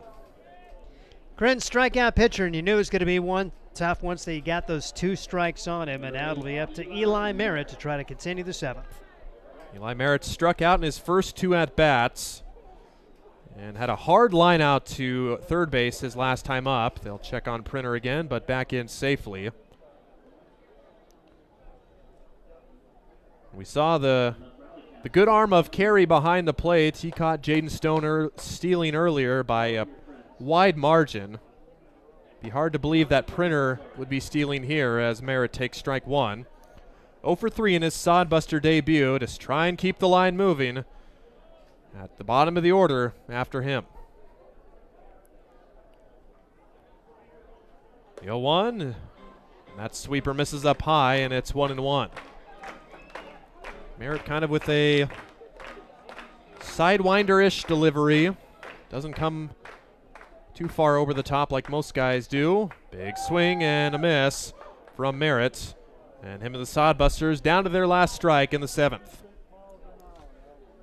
If it goes to extras, you have the free base runners, but you still have another game to play after this too.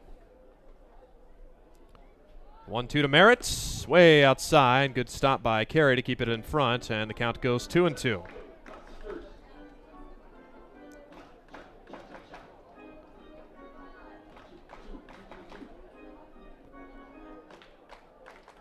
Six here in this 7th inning. The count is 2-2. Eli Merritt, and it's right there for strike 3. So Kobe Krenz comes on and saves it for now as he puts the Sodbusters away for the scoreless 7th inning. And in a doubleheader, we'll have extra baseball here. We'll free runners and hopefully a 0 and a whole lot of offense for the Sodbusters coming up in the 8th inning. Let's face it, we move our bodies around a lot. And sometimes things happen. A tweak, twist, pull, strain, ache, or pain. At Fisk Chiropractic and Sports Care, their goal is to restore your mobility, keep you moving, and ensure your rehabilitation is effective, efficient, and stress-free. Do you suffer from headaches and neck pain, lower back, or sciatica? Call Fisk Chiropractic and Sports Care today. Start to discover wellness through chiropractic care. Fisk Chiropractic Sports Clinic.com. Start feeling better now. Hastings College has reimagined everything. As a sophomore, you'll spend part of a semester studying abroad, and they'll cover the cost. Recognizing it's a digital world and how you learn, they'll give you an iPad Pro and Apple Pencil. Tools that'll help you engage, whether you're on campus or in Paris. Plus internship opportunities and professors who mentor you. Hastings even provides books. At Hastings College, you'll go somewhere. Go to hastings.edu/discover for more. Free baseball here in Hastings. Sodbusters can't break through in the bottom of the 7th inning, and they will turn to Nico Riera to keep this game tied. And the Big Sticks, they will have a man at second base per the extra inning rules, and Sodbusters are no stranger to these extra inning contests. It has gone both ways for them. We've seen some crazy moments in extra innings here at Duncan Field. Well, hopefully it will be crazy for the Hastings Sodbusters. The fans a chance to maybe see him walk it off in the bottom of the 8th inning. Nico Riera tries to keep it a 6-6 game. All the credit in the world to Badlands. They missed so many opportunities. They would strand 8 through the first 4 innings before getting back into this game with that 4-run 5th inning. They had the first 2 walk, able to plate 4 there, and then they get 2 runs in the 7th, and isn't it baseball? You had Marcus Abelhausen with one of the softer hits of the inning to tie the game. Then a rocket shot off the bat of Troy Berg turns into a double play to keep it a 6-6 contest. And now Nico Riera 0-2 with 1 save, a 9.58 ERA, and making his 8th appearance. Does have 1 start. He's pitched 10 1/3 innings, allowing 13 runs, 11 of those earned. He's allowed 12 hits, struck out 16, walked 11, and hit 1. But he did pitch Sunday against Badlands, 1 2/3 innings, no runs, 2 hits, 2 strikeouts, and 2 walks for him in his last outing. And he faced these guys just a few days ago. We'll see if he can put a 0 on the board with their free runner out at second base in the person of Troy Berg. It's the guy who batted last inning who starts there unless you decide to go to the bench. And now Keenan Proctor, Isaac Huddle, Joe Osborne, 3, 4, and 5 coming up, probably where Badlands wants to be in their lineup, although the bottom of the order getting it done last inning with the RBI single from Carson Carey, who's now 4 for 4 on the day. Their number 9 hitter walked, and then top of the order, Abelhausen gets the game-tying single. Tough luck for Jacob Shaw, who was so dominant in his first inning, but threw 31 pitches in his second inning, and really fortunate to get out of that 7th inning still in a tie game after the Badlands Big Stick scored 2 and had the bases loaded with only 1 out. So Nico Riera on for the Hastings Sodbusters. And how does Badlands play it? They are bunting. Pitch taken high for ball 1. 1 ball and no strikes on Keenan Proctor, who's been a Sodbuster killer during this season. He is 0 for 2, however. Struck out his last time up. Also lined out. He's got a couple of walks and a run scored. He was one of the 2 that walked back in that 5th inning to set the table for the Big Sticks. So they got back in it with that 4-run 5th. Extra innings, it's the 8th inning here in the first game of the Twin Bill. Here's the pitch. Bunted, foul. 1 ball and 1 strike. Keenan Proctor, standing player, UCLA. 444 coming into today against the Sodbusters with 3 multi-hit games. He had a hit yesterday and a run batted in. The Sodbusters winning that one in Grand Island 6-2 in a very well-played, fun game. Sodbusters controlled it on the mound and had plenty of hits as well. Riera brings home the 1-1 pitch. Just misses for ball 2, according to home plate umpire Jacob Seitz, or should say Jason Seitz, Tim Stroman in the field, as those 2 guys will switch places for the nightcap. Who knows when the nightcap will begin? It'll be closer to 9 o'clock. 2-1 pitch, and he offered at it, 2-2, did not pull the bat back, and so now is he still bunting? We'll find out. 2 balls, 2 strikes. Runner at second, nobody out. You're being optimistic about 9 o'clock at it. That's assuming we end in 8. You know, this is baseball. There's no guarantee. No time clock. Sometimes I wish there was. 2-2 is Riera. Looks back at that runner at second. Brings home the pitch. Swing and a miss. There's a large first out here in the 8th. So Riera gets out number 1. And Isaac Huddle who struck out against Shaw back in the 6th inning, gets his opportunity against Riera in the 8th. And Proctor just did not look comfortable in that at-bat really at all. Those 2 bunts tried to lay down, kind of a half-hearted attempt, and that kind of a late swing there from Proctor, and that fastball from Riera has been about 87, 88 so far. Keep pumping that thing in there, see if they can hit it. And how often has your number 3 hitter been asked to bunt during the course of the years? Pitch right across for a strike, no balls and 1 strike. Sometimes you get an RBI guy and he's asked to bunt. He's not happy about that. And you mentioned he did not look comfortable and ends up striking out for a large first out in this 8th inning. Extra innings here at Duncan Field. As Riera, a check of the runner. Now makes a move back. That chases Trey Berg back. Berg had started to take a couple of extra steps. A nice job for Riera to take that extra look and make sure he didn't try to take third. Going to be tougher to take third, though, with the left-handed hitter up there. It's a clean look for Tyler Kistler to throw it down, although Anthony Chavez, can he see anything at third base? The sun right in his eyes. Pitch taken outside, ball 1, 1 ball and 1 strike. The left fielder and the third baseman in danger zone right now with that sun coming through the grandstands here at Duncan Field, and it is right in the eyes of Anthony Chavez.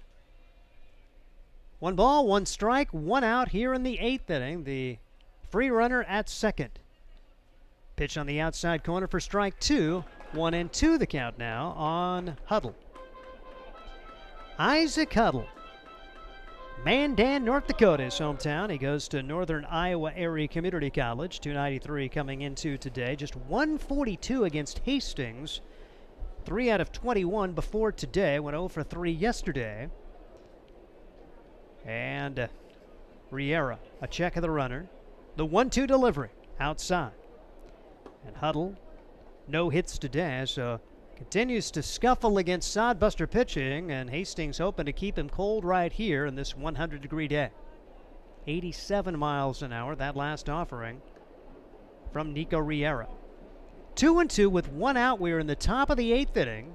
Scheduled 7-inning game, so playing at least 1 extra frame. Riera takes his time, checks the runner again. Long look back at second base. Here's the pitch. Misses, got away from him there, and now it's 3-2. Fastball's been his best pitch so far. Probably think you might go back to it there, and if Huddle's thinking the same way, you can probably sit fastball here, but keep that breaking ball just in mind. You do have first base open, so not the worst thing for ball 4 here, but definitely still want to get him out. Yeah, especially with Osborne, who's got a couple of hits his last 2 appearances coming up. You want to get him. Right there on the outside corner. Big call going for the Sodbusters there on that off-speeder. And there are 2 outs in the inning with Osborne coming to bat with still a runner in scoring position at second base. Or you could ignore me and throw the breaking ball again and float it right in there. That was head high when it came out the hands and floated right to the top of the zone. And that's why Nico's on the mound and I'm up here in the booth. A great pitch by Riera there. 74 miles an hour on that one. There were 2 outs, and Osborne, who had a 2-run double in the 5th to really begin the comeback in earnest for this Badlands team. He will be intentionally walked. Probably not a bad move. He singled his last time up and reached base 3 times, so he's on base for the 4th time. They'll take their chances with Cam Uran. Uran with an RBI single as part of that 4-run 5th, but that was his second hit of the day. He's 2 for 4, so darned if you do, darned if you don't. You actually work to the left-handed hitter right here. So the intentional walk, and Cam Uran tries to keep this going for the Badlands Big Sticks. Here's the pitch. High for ball 1, 1 ball and no strikes. It's amazing how much different this field plays. The sun goes behind a cloud, and it's perfect playing conditions for the left side of the infield and the outfield right now. So moments ago, you had Anthony Chavez fighting the sun. Right now, it's not too bad. Ground ball anywhere just to try to get the out, or another strikeout would be okay for the Sodbuster fans here. As Riera checks that runner at second base, and a tie game. Runner goes, throw down to third base is wild and into left field. Runner gets up. Here comes the throw home from Cabranes. It's not in time. They will not throw back to third. Throwing error gives the lead run to Badlands. The pitch was outside, and the catcher had a great chance. Tyler Kistler threw wildly off the glove of Chavez. And the speed and the aggressiveness of Badlands pays dividends as Berg comes in to score, and Osborne ends up at third, so they don't even have to get the hit to take the lead. And you could tell right there that throw from Kistler, he had plenty of time to throw it, and kind of looks like he was just aiming that throw down to third, not trying to throw it away.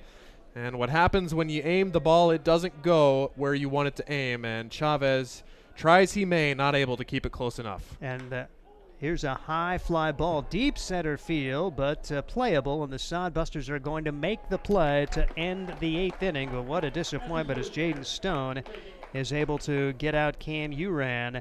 But 1 run scores on no hits, 1 error, and we head to the bottom of the 8th inning. It is 7-6 Badlands. This is Sodbuster Baseball. Sodbuster Baseball is sponsored by Jerry Spady Chevrolet GMC. It's one of the many ways Jerry and Greg Spady, along with their families and employees, have proudly embraced a passion for giving back to the community. The folks at Jerry Spady Chevrolet GMC realize the importance of enriching and improving the lives of their neighbors. They've accomplished this through philanthropy and active personal involvement. Featuring the top new and used inventory in the region and a certified service department, Jerry Spady Chevrolet GMC, 2750 Osborne Drive East in Hastings, or at spady.com.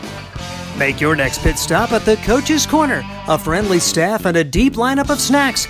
You can find Coach's Corner in North Hastings on Osborne Drive East. More than just a gas station, Coach's Corner is the place to get delicious pizza made fresh for you and your family. Don't take our word for it. It's so good, it'll be featured at selected Sodbuster home games this season. For a convenient and clean experience, be sure to check out the new convenience store in North Hastings, Coach's Corner. Sodbuster Baseball as we head to the bottom half of the 8th inning. 7-6 the score. Badlands on top. They come up with an unearned run as the Sodbusters hand him one.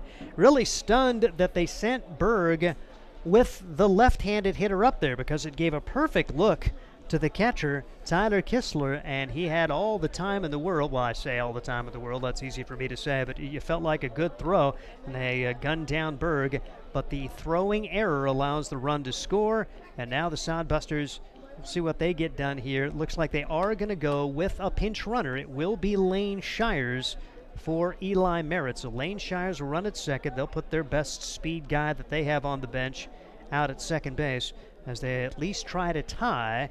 And they will have Kistler, Hiltbrand, and Gill trying to get 1 and hopefully 2 runs to win this thing. Badlands battling back from 6-0 down with 7 unanswered. 4 in the 5th inning, kind of turning this game around. You're thinking, uh-oh, even though Jacob Shaw got a scoreless 6th, the Sodbusters give up the lead in the 7th with 2 runs, and now they trail for the first time today. And what do they have left in the tank here with Kistler coming to the plate against a very good right-hander, Kobe Krantz, looked pretty dominant.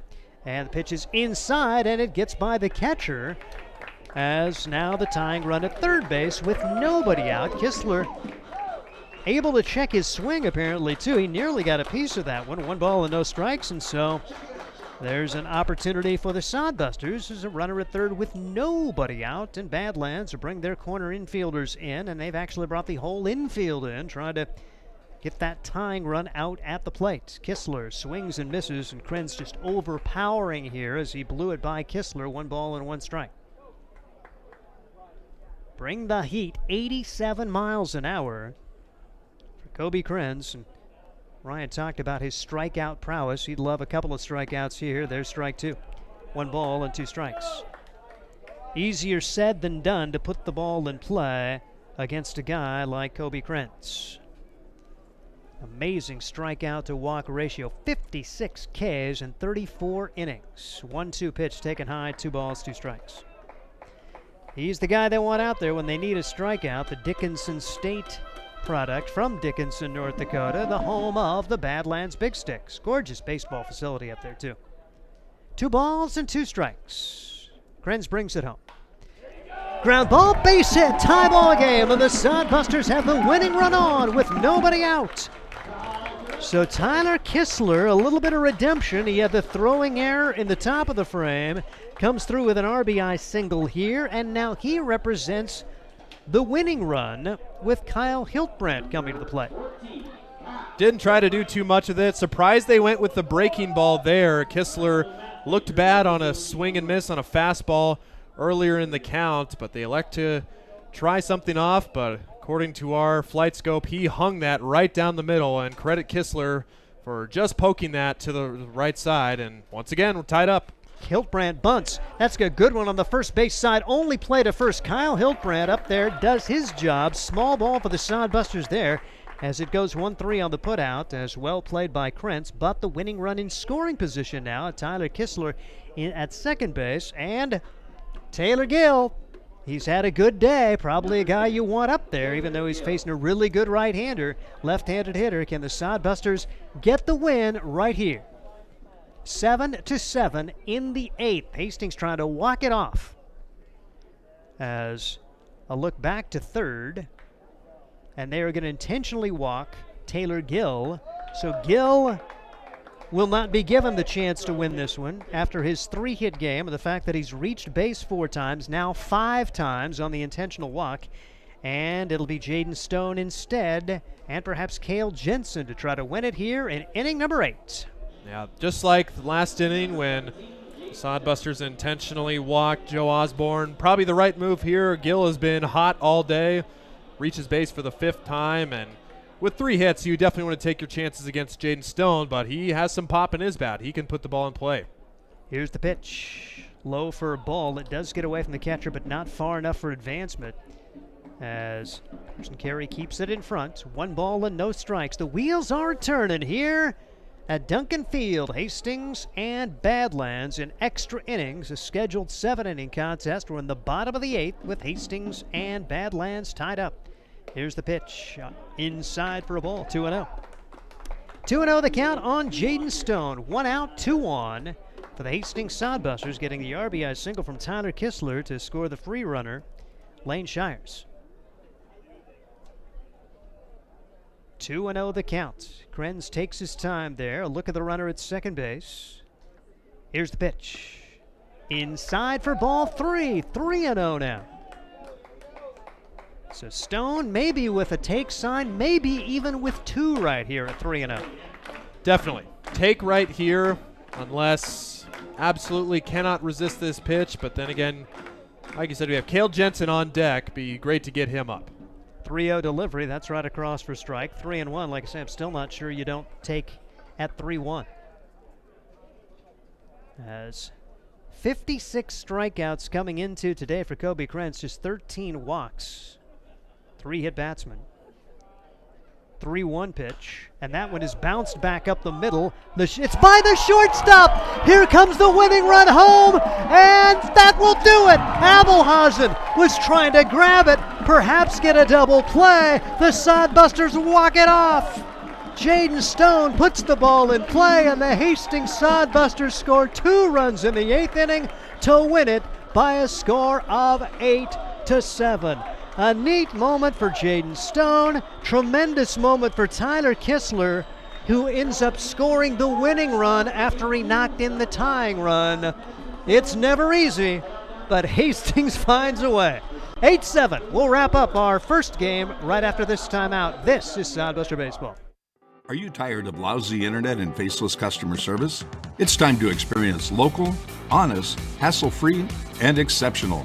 That's the Allo promise. We not only provide crazy fast fiber internet, crystal clear TV, and dependable phone service, but we choose to become a part of the communities we serve and love when everyone calls or stops by our store to say Allo. So don't settle for mediocre, settle for exceptional with Allo. Visit us at allofiber.com/local. Hi, I'm a baseball umpire. My job can get pretty stressful. I have to keep my eyes open at all times, and if I don't make the right call, people boo me. So to relax, I visit a Nebraska lottery retailer like this one and buy some scratch tickets. It always calms me down. Hey, you cut in line. I did not. All right, you're out of here. Hey, he didn't cut. All right, you're out of here. I feel better already. The Nebraska Lottery. Top prize odds vary by game. How about the finish here at Duncan Field? 8-7 your final score. The Sodbusters come from behind in the 8th inning. We down 1 run. They walk it off with 2 in the bottom of the 8th, courtesy of just putting the ball in play. It's see what happens. And the Sodbusters able to get that 2 runs across. The free runner went to third on a wild pitch. That was Lane Shires, and a single by Tyler Kistler, just his 3rd hit as a Sodbuster, drives in a run for Kistler. Then the sacrifice, intentional walk, and then the ground ball to second base. And, you know, it was a tough play for both sides. The middle infielders, Abelhausen and Berg, not able to knock it down. And coming home with the winning run was Tyler Kistler as the Sodbusters steal this one, and they win the series against the Badlands Big Sticks, with Game 2 coming up shortly here. And for game by the numbers, Sodbusters and Big Sticks both with 9 hits. The Sodbusters obviously with that 1-run advantage. 2 errors for the Sodbusters, 1 for the Big Sticks. How about Taylor Gill? 3 for 3 day, triple short of the cycle with 4 runs batted in. Also reached base twice more with walks. Jaden Stone with the game-winning RBI finishes 2 for 4 with a walk. And Nick Jones gets in on the hit column. Tyler Kistler drove in the tying run. He goes 2 for 4, and Kyle Hiltbrand 1 for 2. So they get Jacob Shaw off the hook. Nico Riera closes things out, pitches a scoreless 8th inning. And he will get the win with 1 walk and 2 strikeouts. The Big Sticks had a multi-hit game from Joe Osborne. How about Carson Carey going 4 for 4 with 2 runs batted in. Kobe Krenz, a very good pitcher, takes the loss. And Steve, we're going to be in for some late night baseball here, but hope to get things started here soon. But great game, and thought it might get away, but the fellas found a way to get this one home. Yeah, a lot of courage shown after you blow a 6-run lead and actually give up the lead there in the 8th inning and against a very good pitcher there in that 8th inning, and finding a way to get 2 runs.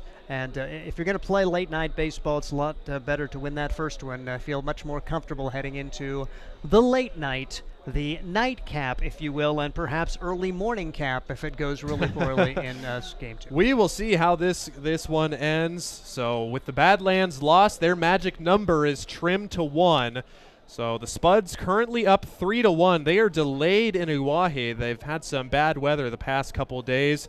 So any combination of a Casper win and a Badlands Big Sticks loss will set the table for a Casper and Fremont Independence League championship. We will say goodbye for now. We'll be back in about 20 to 30 minutes. We will have a new stream on YouTube, so pay attention for that. I'll get something out on social here for you all to click on here, and we will see you for Game 3 as the Sodbusters extend their home winning streak to 7 games, and will look for the sweep in Game number 2. For Ryan Valenta, Steve Stein, thank you to our broadcast crew for running the show. We will be back in just a